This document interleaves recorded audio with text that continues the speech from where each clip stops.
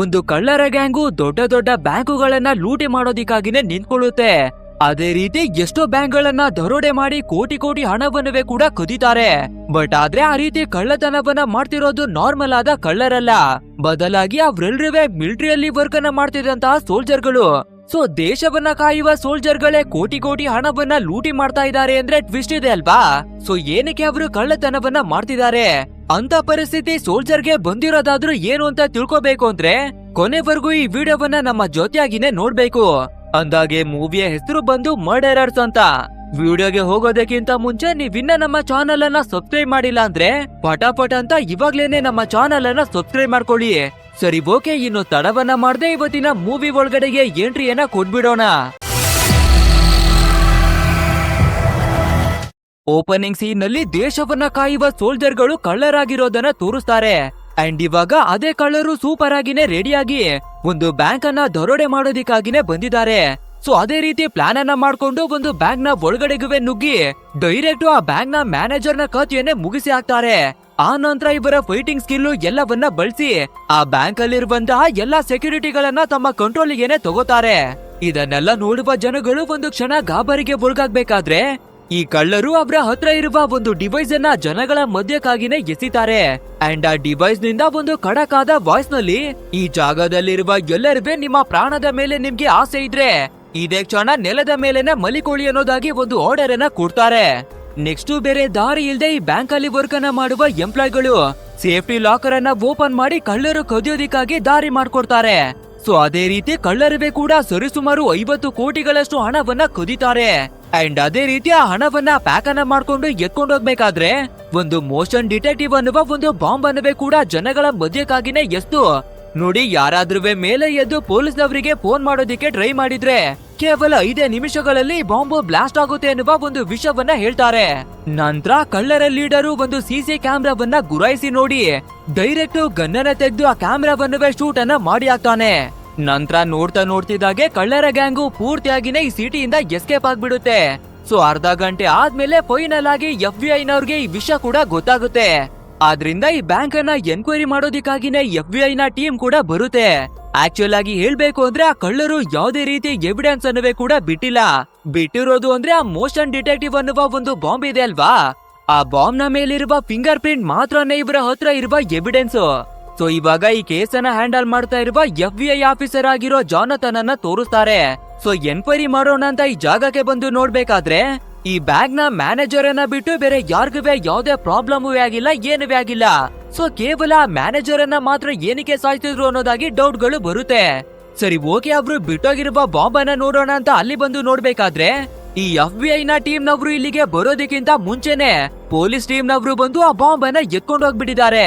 ಈ ಕೇಸನ್ನ handle ಮಾಡ್ಬೇಕಿರೋದು FBI ನವರು ಅಲ್ವಾ, ಬಟ್ ಆದ್ರೆ ಈ ದರಿದ್ರ ಪೊಲೀಸ್ ನವರು ಮಧ್ಯಕ್ಕೆ ಬಂದು ಕಡ್ಡಿಯನ್ನ ಯಾಕೆ ಅಲ್ಲಾಡ್ತಾ ಇದ್ದಾರೆ ಅಂತ ಕೋಪ ಮಾಡ್ಕೊಳ್ಳುವ ಜಾನಥನ್ ಸೀದಾ ಪೊಲೀಸ್ ಸ್ಟೇಷನ್ ನ ಒಳಗಡೆಗಾಗಿನೇ ಬಂದು ಬ್ರೈನ್ ಅನ್ನುವ ಒಬ್ಬ ಪೊಲೀಸ್ ಆಫೀಸರ್ ಅನ್ನ ಮೀಟ್ ಮಾಡ್ತಾನೆ.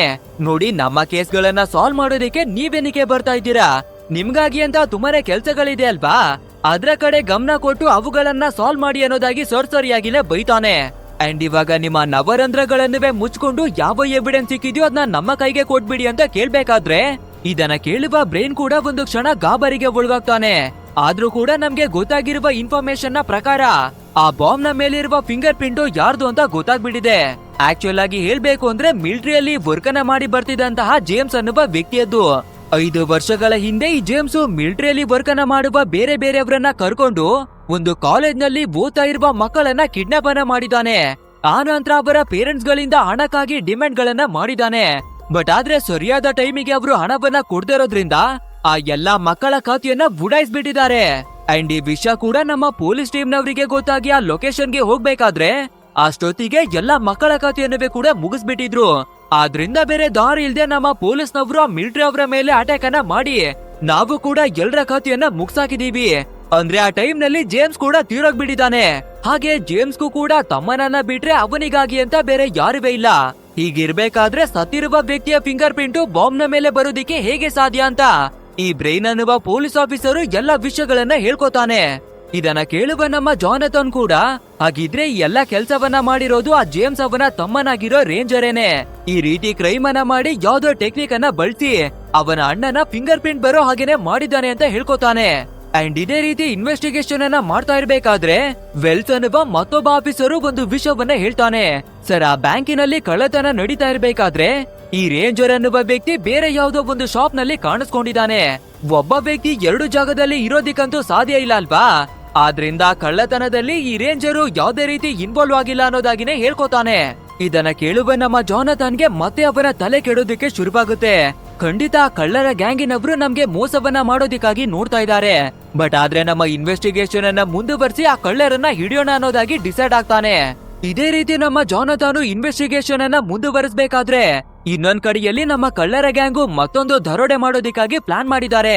ಸೊ ಅಮೆರಿಕದಲ್ಲಿರುವ ಮತ್ತೊಂದು ದೊಡ್ಡ ಬ್ಯಾಂಕ್ ಅನ್ನೇ ಹುಡುಕಿ ಆ ಬ್ಯಾಂಕ್ ನ ಮ್ಯಾನೇಜರ್ ನ ಹತ್ರಕ್ಕೆ ಬಂದು ಗನ್ ಪಾಯಿಂಟಿಗೆನೆ ತಗೋತಾರೆ. ನಿನ್ನ ಫ್ಯಾಮಿಲಿ ಜೊತೆಗೆ ನಿನ್ನ ಪ್ರಾಣ ಕೂಡ ಸೇಫ್ ಆಗಿರ್ಬೇಕು ಅಂದ್ರೆ ನಾವು ಹೇಳೋ ಹಾಗೆ ಕೇಳುವಂತ ಧಮ್ಕಿಯನ್ನ ಹಾಕ್ಬೇಕಾದ್ರೆ ಆ ಮ್ಯಾನೇಜರ್ ಕೂಡ ಬೇರೆ ದಾರಿ ಇಲ್ದೆ ಸರಿ ಓಕೆ ಅಂತ ಒಪ್ಕೋತಾನೆ. ನೆಕ್ಸ್ಟ್ ಈ ಕಳ್ಳರಿಗೆ ಕೂಡ ಒಂದು ಇಯರ್ಫೋನ್ ಡಿವೈಸ್ ಅನ್ನ ಕೊಡ್ಬೇಕಾದ್ರೆ ಅದನ್ನ ಹಾಕೊಳ್ಳುವ ಮ್ಯಾನೇಜರು ಡೈರೆಕ್ಟ್ ಆಗಿ ಬ್ಯಾಂಕ್ ನ ಒಳಗಡೆ ಬಂದು ಅಲ್ಲಿರುವ ಎಲ್ಲಾ ಸ್ಟಾಫ್ ಗಳನ್ನ ಲಂಚ್ ಬ್ರೇಕಿಗಾಗಿನೇ ಕಳಿಸ್ಬಿಡ್ತಾನೆ. ಅದೇ ರೀತಿ ಎಲ್ಲಾ ಸ್ಟಾಫ್ ಗಳಿವೆ ಹೊರಗಡೆಗಾಗಿನೇ ಹೋಗ್ಬೇಕಾದ್ರೆ ಆ ಟೈಮ್ ಅನ್ನ ನೋಡುವ ಮ್ಯಾನೇಜರು ಎಲ್ಲಾ ಸೇಫ್ಟಿ ಲಾಕರ್ ಗಳನ್ನ ಓಪನ್ ಮಾಡ್ತಾನೆ. ನೆಕ್ಸ್ಟ್ ಕಾರ್ ನಲ್ಲಿ ಕುಳಿತಿರುವ ನಮ್ಮ ಕಳ್ಳರ ಗ್ಯಾಂಗ್ ಕೂಡ ದರೋಡೆಯನ್ನ ಮಾಡೋದಿಕ್ಕೆ ಒಳಗಡೆಗಾಗಿನೇ ಬರ್ತಾರೆ. ಬಟ್ ಆದ್ರೆ ಒಬ್ಬಳು ಲೇಡಿ ನಮ್ಮ ಕಳ್ಳರು ಒಳಗಡೆ ಬರೋದನ್ನ ನೋಡಿ ಓಡೋಗಿ ಸೆಕ್ಯೂರಿಟಿ ಅಲಾರಂ ಅನ್ನ ಪ್ರೆಸ್ ಮಾಡೋದಿಕ್ಕಾಗಿನೇ ಬಂದ್ಬಿಡ್ತಾಳೆ. ಬಟ್ ಆದ್ರೆ ಇದನ್ನ ನೋಡುವ ಮ್ಯಾನೇಜರು ಆ ಲೇಡಿಯನ್ನ ತಡಿತಾನೆ. ನಂತರ ಈ ಕಳ್ಳರು ಮತ್ತೆ ಒಂದು ಡಿವೈಸ್ ಅನ್ನ ಜನಗಳ ಮಧ್ಯಕ್ಕಾಗಿನೇ ಎಸ್ತು ಎಲ್ರಿಗೂ ಕೂಡ ಕೆಳಗಡೆ ಮಲ್ಗೋದಿಕ್ಕೆ ಆರ್ಡರ್ ಅನ್ನ ಕೊಟ್ಟು ಕಂಟ್ರೋಲಿಗೆನೆ ತಗೋತಾರೆ. ಆಕ್ಚುಲ್ ಆಗಿ ಹೇಳ್ಬೇಕು ಅಂದ್ರೆ ಇವಾಗ ಇವ್ರು ಹಣವನ್ನ ಕದಿಯೋದಿಕ್ಕೆ ಬಂದಿಲ್ಲ, ಬದಲಾಗಿ ಸೇಫ್ಟಿ ಲಾಕರ್ ನಲ್ಲಿ ಮಡಗಿರುವ ಕೆಲವು ಡಾಕ್ಯುಮೆಂಟ್ ಗಳನ್ನ ಕದಿಯೋದಿಕ್ಕಾಗಿನೇ ಬಂದಿದ್ದಾರೆ. ಸೊ ಅದೇ ರೀತಿ ಇವರಿಗೆ ಬೇಕಾಗಿರುವ ಎಲ್ಲಾ ಡಾಕ್ಯುಮೆಂಟ್ ಗಳನ್ನ ಕದ್ದು ವಾಪಸ್ ಹೋಗ್ಬೇಕಾದ್ರೆ ಡ್ಯಾಮೇಜ್ ಆಗಿ ಬಿದ್ದಿರುವ ಒಬ್ಬ ಸೆಕ್ಯೂರಿಟಿ ಗಾರ್ಡ್ ಅನ್ನುವೆ ನೋಡಿ ಅವನಿಗೆ ಫಸ್ಟ್ ಏಡ್ ಅನ್ನುವೆ ಮಾಡಿ ಸ್ವಲ್ಪ ಹೆಲ್ಪ್ ಅನ್ನುವೆ ಕೂಡ ಮಾಡಿಕೊಡ್ತಾರೆ. ಇದ್ರಿಂದ ನಮ್ಗೆ ಅರ್ಥ ಆಗೋದೇನು ಅಂದ್ರೆ ಈ ಕಳ್ಳರು ಬೇಕು ಅಂತ ಯಾರ ಕಥೆ ಅನ್ನುವೆ ಕೂಡ ಮುಗ್ಸಲ್ಲ. ಹಾಗಿದ್ರೆ ಮೊದ್ಲು ಕಳ್ಳತನ ಮಾಡೋದಕ್ಕೆ ಹೋದಾಗ ಏನಕ್ಕೆ ಆ ಮ್ಯಾನೇಜರ್ ನ ಕಥೆಯನ್ನ ಮುಗಿಸಿದ್ರು? ಇದ್ರ ಆನ್ಸರ್ ನಮ್ಗೆ ಮುಂದೆ ಸಿಗುತ್ತೆ. ಅಂಡ್ ಇವಾಗ ಈ ಕಳ್ಳರ ಗ್ಯಾಂಗು ಮತ್ತೆ ಯಾವ್ದೋ ಪ್ಲಾನ್ ಅನ್ನ ಹಾಕೊಂಡು ಬಂದು ನಿಂತಿದ್ದಾರೆ. ಧಾರಾಕಾರವಾದ ಮಳೆಯಲ್ಲಿ ಮತ್ತೊಬ್ಬ ಬ್ಯಾಂಕಿನ ಮ್ಯಾನೇಜರು ಅವನ ಬ್ಯಾಂಕಿನ ಕಡೆಗೆ ಹೋಗ್ತಾ ಇರ್ಬೇಕಾದ್ರೆ ಇದನ್ನ ನೋಡುವ ನಮ್ಮ ಕಳ್ಳರು ಸೀದಾ ಮ್ಯಾನೇಜರ್ ನ ಕಾರಿನ ಹತ್ರಕ್ಕಾಗಿನೇ ಬಂದು ಅವನನ್ನ ಎಳ್ದು ಧಾರಾಕಾರವಾದ ಮಳೆ ಒಳಗಡೆನೆ ಒಂದು ಚಾಕುವಿನಿಂದ ಚುಚ್ಚಿ ಅವನ ಖಾತೆಯನ್ನೇ ಮುಗಿಸಿ ಹಾಕ್ತಾ ಇದ್ದಾರೆ. ಅಂಡ್ ಈ ಸೀನನ್ನ ನೋಡೋದಿಕ್ಕೆ ಎಷ್ಟೋ ವರ್ಷಗಳ ಸೇಡನ್ನ ತೀರಿಸ್ಕೊಳ್ಳೋ ಹಾಗೇನೆ ಕಾಣಿಸುತ್ತೆ. ಅಂಡ್ ಇಲ್ಲಿಗೆ ಸೀನನ್ನ ಕಟ್ ಮಾಡಿ ಜೆಫ್ರಿ ಎನ್ನುವ ಒಂದು ಓನರ್ ಅನ್ನ ತೋರಿಸ್ತಾರೆ. ಆಕ್ಚುಲ್ ಆಗಿ ಹೇಳ್ಬೇಕು ಅಂದ್ರೆ ಒಂದು ಕಳ್ಳರ ಗ್ಯಾಂಗು 2 ಬ್ಯಾಂಕ್ ಗಳನ್ನ ಲೂಟಿ ಮಾಡಿದೆ ಅಲ್ವಾ? ಆ 2 ಬ್ಯಾಂಕ್ ಗಳ ಓನರು ಬೇರೆ ಯಾರಿವೆಯಲ್ಲ ಇದೇ ಜೆಫ್ರಿನೇ. ಅಂಡ್ ಇವನ ಬ್ಯಾಂಕ್ ಗಳು ದರೋಡೆ ಆಗಿರುವ ವಿಷಯ ಕೂಡ ಇವನಿಗೆ ಗೊತ್ತಾಗುತ್ತೆ. ಅಷ್ಟೊಂದು ಕೋಟಿ ಹಣ ಕಳ್ತನ ಆಗಿದ್ರು ಕೂಡ ಅದ್ರ ಬಗ್ಗೆ ಸ್ವಲ್ಪ ಕೂಡ ಯೋಚನೆ ಇಲ್ಲ. ಬಟ್ ಆದ್ರೆ 2ನೇ ಬ್ಯಾಂಕ್ ನಿಂದ ಕೆಲವು ಡಾಕ್ಯುಮೆಂಟ್ ಗಳನ್ನ ಕದ್ದಿದ್ದಾರೆ ಅಲ್ವಾ? ಆ ವಿಷಯವನ್ನ ಕೇಳಿ ಇವನ ತಲೆ ಪೂರ್ತಿಯಾಗಿನೇ ಕೆಟ್ಟೋಗಿದೆ. ಯಾಕಂದ್ರೆ ಆ ಡಾಕ್ಯುಮೆಂಟ್ ಗಳಲ್ಲಿ ಇವನ ಸಂಪೂರ್ಣವಾದ ರಹಸ್ಯನೇ ಅಡಗಿದೆ. ಅಂಡ್ ಇವಾಗ ಮತ್ತೊಂದು ಬ್ಯಾಂಕ್ ಕೂಡ ಲೂಟಿ ಆಗಿದೆ ಅನ್ನೋದು ನಮ್ಮ ಜಾನಥನ್ಗೆ ಗೊತ್ತಾಗ್ಬೇಕಾದ್ರೆ ನಾವು ಒಂದು ಕೇಸನ್ನೇ ಸಾಲ್ವ್ ಮಾಡಿಲ್ಲ, ಅಷ್ಟರಲ್ಲಿ ಮತ್ತೊಂದು ಕೇಸ್ ಬಂತು ಅಂತ ಟೆನ್ಷನ್ ಆಗ್ತಾನೆ. ಅದು ಅಲ್ದಿರಾ ಫಿಂಗರ್ ಪ್ರಿಂಟ್ ಅನ್ನ ಬಿಟ್ರೆ ಇವರ ಹತ್ರ ಬೇರೆ ಯಾವುದೇ ಎವಿಡೆನ್ಸ್ವೇ ಇಲ್ಲ, ಏನುವೇ ಇಲ್ಲ ಅಲ್ವಾ? ಅದು ಅಲ್ದೆ ಆ ಕಳ್ಳರು ಒಂದು ಬ್ಯಾಂಕ್ ನ ಮ್ಯಾನೇಜರ್ ನ ಖಾತೆಯನ್ನೇ ಮುಗಿಸಿ ಹಾಕ್ತಾರೆ. ಮತ್ತೊಬ್ಬ ಬ್ಯಾಂಕ್ ನಲ್ಲಿ ಒಬ್ಬ ಸೆಕ್ಯೂರಿಟಿ ಗಾರ್ಡ್ ಪ್ರಾಬ್ಲಮ್ ಅಲ್ಲಿ ಇರ್ಬೇಕಾದ್ರೆ ಅವನನ್ನ ಇವರೇನೆ ಸರಿ ಮಾಡ್ತಾರೆ. ಹಾಗಿದ್ರೆ ಈ ಕಳ್ಳತನ ಮಾಡ್ತಿರೋರು ಒಳ್ಳೆಯವ್ರ ಕೆಟ್ಟವ್ರ ಅನ್ನುವ ಮತ್ತೊಂದು ಟೆನ್ಷನ್ ಶುರುವಾಗ್ಬಿಡುತ್ತೆ. ಆದ್ರಿಂದ ನಮ್ಮ ಜಾನಥನ್ 2ನೇ ಬ್ಯಾಂಕ್ ನ ಮ್ಯಾನೇಜರ್ ಅನ್ನ ಕರೆದು ಎನ್ಕ್ವೈರಿಯನ್ನ ಮಾಡ್ತಾನೆ. ಅಂಡ್ ಆ ಮ್ಯಾನೇಜರ್ ಹೇಳುವ ಪ್ರಕಾರ ಜೆಫ್ರಿ ತುಂಬಾನೇ ದೊಡ್ಡದಾದ ವ್ಯಕ್ತಿ. ಆಕ್ಚುಲ್ ಆಗಿ ಹೇಳ್ಬೇಕು ಅಂದ್ರೆ ಅಮೆರಿಕಾದಲ್ಲಿ ಸರಿಸುಮಾರು 3000ಕ್ಕಿಂತನೂ ಹೆಚ್ಚು ಬ್ರಾಂಚ್ ಗಳನ್ನ ಓಪನ್ ಮಾಡಿ ಮಡಗಿದ್ದಾನೆ. ಅದ್ರಲ್ಲಿ ನಮ್ಮ ಬ್ರಾಂಚ್ ಒಂದು ತುಂಬಾನೇ ಚಿಕ್ಕದಾಗಿರುವಂತಹ ಬ್ರಾಂಚ್ ಆಗಿದೆ. ಇನ್ನು ಅವರ ಲೈಫಿನ ಬಗ್ಗೆ ಹೇಳೋದಾದ್ರೆ ಅವರು ಯಾವುದೇ ಬ್ರಾಂಚ್ಗೆ ಹೋಗಲ್ಲ, ಎಲ್ಲಿಗೆ ಹೋಗಲ್ಲ. ಆಕ್ಚುಲ್ ಆಗಿ ಅವರು ಎಷ್ಟೊಂದು ಬಿಸಿ ಇರ್ತಾರೆ ಅಂದ್ರೆ ಈ ಬ್ಯಾಂಕುಗಳ ಟ್ರಾನ್ಸಾಕ್ಷನ್ ಅನ್ನವೇ ಕೂಡ ಸರಿಯಾಗಿ ನೋಡಲ್ಲ, ಅಷ್ಟೊಂದು ಬಿಸಿ ಆಗಿರ್ತಾರೆ. ಆದ್ರೂ ಕೂಡ ವಾರಕ್ಕೆ ಒಮ್ಮೆ ನಮ್ಮ ಬ್ಯಾಂಕಿಗೆ ಬಂದು ವಿಸಿಟ್ ಅನ್ನ ಮಾಡಿ ಒಂದು ಲಾಕರ್ ಅನ್ನ ನೋಡಿ ವಾಪಸ್ ಹೋಗ್ತಿದ್ರು ಅಂತ ಹೇಳ್ಕೋಬೇಕಾದ್ರೆ ಇದನ್ನ ಕೇಳುವ ನಮ್ಮ ಜಾನಥನ್ಗೆ ಡೌಟ್ ಗಳು ಬರೋದಕ್ಕೆ ಶುರುವಾಗುತ್ತೆ. ಅಂದ್ರೆ ಅಷ್ಟು ದೊಡ್ಡ ವ್ಯಕ್ತಿ ಇಂತ ಚಿಕ್ಕದಾದ ಬ್ರಾಂಚ್ ಗೆ ಬಂದು ಚೆಕ್ ಮಾಡೋದು ಅಂದ್ರೆ ಏನು? ಏನಕ್ಕೆ ಪ್ರತಿ ವಾರ ಬಂದು ಆ ಸೇಫ್ಟಿ ಲಾಕರ್ ಅನ್ನ ನೋಡ್ತಾನೆ? ಹಾಗಿದ್ರೆ ಖಂಡಿತ ಇಲ್ಲೇ ಏನೋ ಇದೆ ಅನ್ನೋದಾಗಿ ಅರ್ಥ ಮಾಡ್ಕೋತಾನೆ. ಅಂಡ್ ಇದೇ ರೀತಿಯಾಗಿ ಈ ಕೇಸ್ ನ ಬಗ್ಗೆ ಎನ್ಕ್ವೈರಿಗಳು ನಡೀತಾ ಇರ್ಬೇಕಾದ್ರೆ ವೆಲ್ಸ್ ಅನ್ನುವ ಏಜೆಂಟ್ ಕೂಡ ಇನ್ವೆಸ್ಟಿಗೇಷನ್ ಅನ್ನ ನಡೆಸ್ತಾ ಇದ್ದ ಅಲ್ವಾ. ಅವನು ಈಗ ಮತ್ತೊಂದು ಟ್ವಿಸ್ಟ್ ಅನ್ನ ಎಲ್ಲರ ಮುಂದೆನೆ ತೋರ್ತಾನೆ. ಬ್ಯಾಂಕ್ ನಲ್ಲಿದ್ದ ಕೋಟಿ ಕೋಟಿ ಹಣವನ್ನೇನೋ ದರೋಡೆ ಮಾಡಿದ್ದಾರೆ ಅಲ್ವಾ. ಸೊ ಆ ನೋಟುಗಳ ಸೀರಿಯಲ್ ನಂಬರ್ ಗಳನ್ನ ಟ್ರ್ಯಾಕ್ ಮಾಡ್ಬೇಕಾದ್ರೆ ಆ ಕೋಟಿ ಕೋಟಿ ಹಣವನ್ನ ಯಾವ್ದೋ ಒಂದು ಚಾರಿಟಿಗೆ ದಾನವಾಗಿ ಕೊಡಲಾಗಿದೆ ಅನ್ನೋದಾಗಿ ಗೊತ್ತಾಗಿದೆ. ಆಕ್ಚುಲ್ ಆಗಿ ವಿಷಯವನ್ನ ಕಂಡಿಡ್ದಿರೋದು ನಮ್ಮ ವೆಲ್ಸ್ ಅಲ್ಲ, ಬದಲಾಗಿ ಬ್ರೈನ್ ಅನ್ನುವ ಒಬ್ಬ ಪೊಲೀಸ್ ಆಫೀಸರ್ ಇದ್ದಾನೆ ಅಲ್ವಾ, ಅವನೇನೆ ಎನ್ಕ್ವೈರಿಯನ್ನ ಮಾಡಿ ಕಂಡು ಹಿಡಿದಿರೋದು. ಬಟ್ ಆದ್ರೆ ಈ ವಿಷಯವನ್ನ ನಮ್ಮ ಜಾನಥನ್ಗಾಗ್ಲಿ ಅಥವಾ ನಮ್ಮ ಟೀಮ್ ನವರಿಗಾಗ್ಲಿ ಹೇಳಿಲ್ಲ. ಸೊ ಈ ರೀತಿ ಪೊಲೀಸ್ ಅವರು ನಮ್ಮಿಂದ ಎಲ್ಲಾ ವಿಷಯವನ್ನ ಮುಚ್ಚಿಡ್ತಾ ಇದ್ದಾರೆ ಅಂತ ಕೋಪವನ್ನ ಮಾಡ್ಕೊಳ್ಳುವ ನಮ್ಮ ಜಾನಥನ್ ನಮ್ಮ ವೆಲ್ಸ್ ಅನ್ನ ಅದೇ ಪೊಲೀಸ್ ಅವರ ಜೊತೆಯಾಗಿ ಕೆಲಸ ಮಾಡೋದಿಕ್ಕಾಗಿನೇ ಬಿಡ್ತಾನೆ. ಅದು ಅಲ್ಲದೆ ಇವರಿಗೆ ಒಂದು ಬುಲೆಟ್ ಕೂಡ ಸಿಕ್ಕಿ ಅದ್ರ ಫಿಂಗರ್ ಪ್ರಿಂಟ್ ಅನ್ನ ಚೆಕ್ ಮಾಡ್ಬೇಕಾದ್ರೆ ಆ ಬುಲೆಟ್ ನ ಮೇಲೂ ಕೂಡ ಜೇಮ್ಸ್ ಅವನ ಫಿಂಗರ್ ಪ್ರಿಂಟ್ ಇದೆ ಅನ್ನೋದು ಗೊತ್ತಾಗುತ್ತೆ. ಸೊ ಇವಾಗ ನಮ್ಮ ಜಾನಥನ್ಗೆ ಮತ್ತೆ ತಲೆಯೆಲ್ಲ ಕೆಡೋದಿಕ್ಕೆ ಶುರುವಾಗ್ಬಿಡುತ್ತೆ. ಸತ್ತಿರುವ ವ್ಯಕ್ತಿಯ ಫಿಂಗರ್ ಪ್ರಿಂಟ್ ಎರಡೆರಡು ಜಾಗದಲ್ಲಿ ಬರೋದಿಕ್ಕೆ ಹೇಗೆ ಸಾಧ್ಯ ಅಂತ. ಹಾಗಿದ್ರೆ ಆ ಕಿಡ್ನಾಪಿಂಗ್ ಕೇಸ್ ನಲ್ಲಿ ಯಾವ್ದೋ ವಿಷಯ ಇದೆ ಅನ್ನೋದಾಗಿ ಅರ್ಥವನ್ನ ಮಾಡ್ಕೋತಾನೆ. ಸರಿ ಓಕೆ, ಜೆಫ್ರಿಯ ಮೇಲೂ ಕೂಡ ಒಂದು ಕಣ್ಣನ್ನ ಮಡ್ಗಿ ಅಂತ ಇವನ ಟೀಮ್ಗೆ ಆರ್ಡರ್ ಅನ್ನ ಕೊಡ್ತಾನೆ. ನೆಕ್ಸ್ಟ್ ಕಳ್ಳರ ಗ್ಯಾಂಗು ಮೊದ್ಲು ರಾಬರಿಯನ್ನ ಮಾಡ್ಬೇಕಾದ್ರೆ ಮ್ಯಾನೇಜರ್ನ ಕಥೆಯನ್ನ ಮುಗಿಸಿದ್ರು ಅಲ್ವಾ, ಆ ವ್ಯಕ್ತಿಯ ಫ್ಯೂನ್ರಲ್ ಇವಾಗ ನಡೀತಿರುತ್ತೆ. ಅಂಡ್ ಇದೇ ಫ್ಯೂನ್ರಲ್ಗೆ ಓನರ್ ಆಗಿರುವ ಜೆಫ್ರಿ ಕೂಡ ಬಂದಿದ್ದಾನೆ. ಅಷ್ಟೇ ಸಾಕಾಗಲ್ಲ ಅಂತ ಒಬ್ಬ ಪೊಲಿಟಿಷಿಯನ್ ಲೀಡರ್ ಕೂಡ ಇಲ್ಲಿಗೆ ಬಂದಿದ್ದಾನೆ. ಸೊ ಒಬ್ಬ ಸಾಮಾನ್ಯವಾದ ಮ್ಯಾನೇಜರ್ನ ಫ್ಯೂನ್ರಲ್ಗೆ ಇಷ್ಟೊಂದು ದೊಡ್ಡ ದೊಡ್ಡ ವ್ಯಕ್ತಿಗಳು ಬರೋದು ಸ್ವಲ್ಪ ವಿಚಿತ್ರವಾಗಿನೇ ಫೀಲ್ ಆಗುತ್ತೆ ನಮ್ಮ ಜಾನಥನ್ಗೆ. ನೆಕ್ಸ್ಟ್ ಇಲ್ಲಿಗೆ ಸೀನ್ ಅನ್ನ ಕಟ್ ಮಾಡಿ ನಮ್ಮ ವೆಲ್ಸ್ ಅನ್ನ ತೋರಿಸ್ಬೇಕಾದ್ರೆ ಅದೇ ಬ್ರೈನ್ ಅನ್ನುವ ಪೊಲೀಸ್ ಆಫೀಸರ್ ನ ಜೊತೆ ಇನ್ವೆಸ್ಟಿಗೇಷನ್ ಮಾಡೋದಕ್ಕಾಗಿ ಬಂದಿದ್ದಾನೆ ಅಲ್ವಾ. ಸೊ ಇವಾಗ ಇಷ್ಟ ಇಲ್ಲ ಅಂದ್ರೆ ಕೂಡ ಇಬ್ಬರುವೆ ಸೇರ್ಕೊಂಡು ಇನ್ವೆಸ್ಟಿಗೇಷನ್ ಅನ್ನ ನಡೆಸ್ತಾ ಇದ್ದಾರೆ. ಅಂಡ್ ಅದೇ ರೀತಿ ಎನ್ಕ್ವೈರಿಯನ್ನ ಮಾಡ್ತಾ ಇರ್ಬೇಕಾದ್ರೆ ಒಬ್ಬ ವ್ಯಕ್ತಿ, ಸರ್ ನನ್ಗೆ ಯಾವ್ದಾದ್ರು ಗಡ್ಬಡ್ ಅನ್ಸಿದ್ರೆ ಆ ಗಾಡಿಗಳ ನಂಬರ್ ಅನ್ನ ನೋಟ್ ಮಾಡ್ಕೋತೀನಿ. ಅದೇ ರೀತಿ ಅವತ್ತು ಬ್ಯಾಂಕ್ ನಲ್ಲಿ ರಾಬರಿ ಆಗ್ಬೇಕಾದ್ರೆ ನಾನು ಒಂದು ಗಾಡಿಯ ನಂಬರ್ ಅನ್ನ ನೋಟ್ ಮಾಡ್ಕೊಂಡಿದ್ದೀನಿ ಅನ್ನೋದಾಗಿನೇ ನಂಬರ್ ಅನ್ನ ಕೊಡ್ತಾನೆ. ಸರಿ ಓಕೆ ಅಂತ ಇಬ್ರು ಕೂಡ ನಂಬರ್ ಅನ್ನ ಇಸ್ಕೊಂಡು ಚೆಕ್ ಮಾಡಿ ನೋಡ್ಬೇಕಾದ್ರೆ ಆ ವ್ಯಕ್ತಿ ಕೊಟ್ಟಿರುವ ಗಾಡಿಯ ನಂಬರು ಬೇರೆ ಯಾವುದುವೇ ಅಲ್ಲ, ರೇಂಜರ್ನದೇ. ಆದ್ರಿಂದ ಅದೇ ರೇಂಜರ್ ನ ಎನ್ಕ್ವೈರಿ ಮಾಡೋಣ ಅನ್ನೋದಾಗಿನೇ ಹುಡುಕಿ ಬರ್ತಾರೆ. ಇದೇ ಟೈಮ್ ನಲ್ಲಿ ನಮ್ಮ ಜಾನಥನ್ ಕೈಗೆ ಕೆಲವು ಎವಿಡೆನ್ಸ್ ಗಳು ಬರುತ್ತೆ. ಸೊ ಯಾವ್ದೋ ನಾರ್ಮಲ್ ಆದ ಎವಿಡೆನ್ಸ್ ಗಳಿರ್ಬೇಕು ಅಂತ ಅದನ್ನ ಓಪನ್ ಮಾಡಿ ನೋಡ್ಬೇಕಾದ್ರೆ ಅದ್ರ ಒಳಗಡೆ ಒಂದಷ್ಟು ಫೋಟೋಗಳನ್ನ ಕಳ್ಸಲಾಗಿದೆ. ಅಂಡ್ ಆ ಫೋಟೋಗಳು ಬೇರೆ ಯಾರ್ದುವೇ ಅಲ್ಲ, ಬ್ಯಾಂಕ್ ಗಳ ಓನರ್ ಆಗಿರುವ ಜೆಫ್ರಿ, ಮ್ಯಾನೇಜರು, ಪೊಲಿಟಿಷಿಯನ್ ಲೀಡರು ಇವರೆಲ್ಲ ತುಂಬಾನೇ ಕ್ಲೋಸ್ ಆದ ಫ್ರೆಂಡ್ ಗಳ ಆಗಿರುವ ಫೋಟೋಸ್ ಗಳನ್ನ ಕಳ್ಸಲಾಗಿದೆ. ಅಂಡ್ ಇದನ್ನ ಕಳ್ಸಿರೋದು ಬೇರೆ ಯಾರಿಗೂ ಅಲ್ಲ, ನಮ್ಮ ಕಳ್ಳರ ಗ್ಯಾಂಗಿನವ್ರೆ. ಅಂಡ್ ಇದನ್ನೆಲ್ಲ ನೋಡುವ ನಮ್ಮ ಜಾನಥನ್ ಡೈರೆಕ್ಟ್ ಆಗಿ ಆ ಜೆಫ್ರಿಯನ್ನೇ ಮಾತಾಡಿಸ್ಬೇಕು ಅನ್ನೋದಾಗಿ ಡಿಸೈಡ್ ಆಗ್ತಾನೆ. ಅಂಡ್ ಅದೇ ರೀತಿ ನಮ್ಮ ಜಾನಥನ್ ಡೈರೆಕ್ಟ್ ಆಗಿ ಹೆಡ್ ಕ್ವಾರ್ಟರ್ ಗೆನೆ ಬಂದು ಆ ಜೆಫ್ರಿಯನ್ನುವೆ ಕೂಡ ಮೀಟ್ ಅನ್ನ ಮಾಡಿ, 5 ವರ್ಷಗಳ ಹಿಂದೆ ನಿಮ್ಮ ಚಿಕ್ಕ ತಮ್ಮ ಕೂಡ ತೀರೋಗಿದ್ದಾನೆ. ಸೊ ನೀವು ಮೊದ್ಲೇನೆ ನಿಮ್ಮ ಫ್ಯಾಮಿಲಿಯನ್ನುವೆ ಕೂಡ ಕಳ್ಕೊಂಡಿದ್ದೀರಾ. ಅಂಡ್ ಇವಾಗ ನಿಮ್ಮ ಬ್ಯಾಂಕುಗಳಲ್ಲೂ ಕೂಡ ದರೋಡೆ ಆಗ್ತಾ ಇದೆ ಅಲ್ವಾ. ಸೊ ಇದನ್ನೆಲ್ಲ ಹ್ಯಾಂಡಲ್ ಮಾಡೋದಿಕ್ಕೆ ನಿಮ್ಗೆ ಕಷ್ಟವಾಗ್ತಿರ್ಬೇಕು ಅಂತ ಕೇಳ್ಬೇಕಾದ್ರೆ ಜೆಫ್ರಿ ಕೂಡ ಎಲ್ಲನೂ ನಮ್ಮ ಕಂಟ್ರೋಲ್ ಅನ್ನ ಮೀರಿ ನಡೀತಾ ಇದೆ ಅಂತ ಹೇಳ್ಕೊತಾನೆ. ಬಟ್ ಆದ್ರೆ ನಮ್ಮ ಜಾನಥನ್ ಇಲ್ಲಿ ಎನ್ಕ್ವೈರಿ ಮಾಡೋದಿಕ್ಕೆ ಬಂದಿರುವ ವಿಷಯನೇ ಬೇರೆ. ಸರಿ ಓಕೆ, ಎಲ್ಲ ವಿಷಯವನ್ನ ಪಕ್ಕಕ್ಕಿಡಿ. ನಿಮ್ಮ 2ನೇ ಬ್ಯಾಂಕ್ ನಿಂದ ಕೆಲವು ಡಾಕ್ಯುಮೆಂಟ್ ಗಳನ್ನ ಕದ್ದಿದ್ದಾರೆ ಅಲ್ವಾ, ಆ ಡಾಕ್ಯುಮೆಂಟ್ ಗಳಲ್ಲಿ ಯಾವ ವಿಷಯ ಇತ್ತು ಅನ್ನೋದಾಗಿನೇ ಕೇಳ್ತಾನೆ. ಅಷ್ಟೇ ಈ ವಿಷಯವನ್ನ ಕೇಳ್ಬೇಕಾದ್ರೆ ಜೆಫ್ರಿಯ ಮುಖ ಒಂದು ಕ್ಷಣ ಗಾಬರಿಗೆನೆ ಒಳಗಾಗುತ್ತೆ. ಅದ್ರಲ್ಲಿ ಬೇರೆ ನೀವು ಹೆಡ್ ಕ್ವಾರ್ಟರ್ಗೆ ಬರೋದೇನೆ ತುಂಬಾ ಕಡಿಮೆ ಆಗ್ಬಿಟ್ಟಿದೆ. ಬಟ್ ಆದ್ರೆ ವಾರಕ್ಕೊಮ್ಮೆ ಚಿಕ್ಕ ಬ್ರಾಂಚ್ಗೆ ಬಂದು ಆ ಡಾಕ್ಯುಮೆಂಟ್ ಗಳನ್ನ ಚೆಕ್ ಮಾಡ್ತೀರಾ ಅಂದ್ರೆ ಖಂಡಿತ ಅದ್ರಲ್ಲೇನೋ ಸೀಕ್ರೆಟ್ ಇದೆ ಅಲ್ವಾ ಅಂತ ಕೇಳ್ಬೇಕಾದ್ರೆ ಆ ಜೆಫ್ರಿ ಕೋಪವನ್ನ ಮಾಡ್ಕೊಂಡು ಒಂದು ಸೆಕ್ಯೂರಿಟಿ ಗಾರ್ಡ್ ಅನ್ನವೇ ಕೂಡ ಕರೆದು ನಮ್ಮ ಜಾನಥನ್ ಅನ್ನ ಹೊರಗಡೆ ಕಳ್ಸೋದಿಕ್ಕಾಗಿನೇ ಆರ್ಡರ್ ಕೊಡ್ತಾನೆ. ಅಂಡ್ ಇಲ್ಲಿಗೆ ಸೀನ್ ಅನ್ನ ಕಟ್ ಮಾಡಿ ಮತ್ತೆ ಕಳ್ಳರ ಗ್ಯಾಂಗ್ ಅನ್ನ ತೋರಿಸ್ಬೇಕಾದ್ರೆ ಇವರು 3ನೇ ಜಾಗದಲ್ಲಿ ಕಳ್ಳತನವನ್ನ ಮಾಡಿ ಅಲ್ಲೂ ಕೂಡ ದರೋಡೆ ಮಾಡೋದಿಕ್ಕೆ ಪ್ಲಾನ್ ಮಾಡಿದ್ದಾರೆ. ಅಂಡ್ ಆ ಜಾಗ ಕೂಡ ಬೇರೆ ಯಾವ್ದುವೇ ಅಲ್ಲ, ಈ ಜೆಫ್ರಿ ಇರುವ ಹೆಡ್ ಕ್ವಾರ್ಟರ್ ಏನೆ.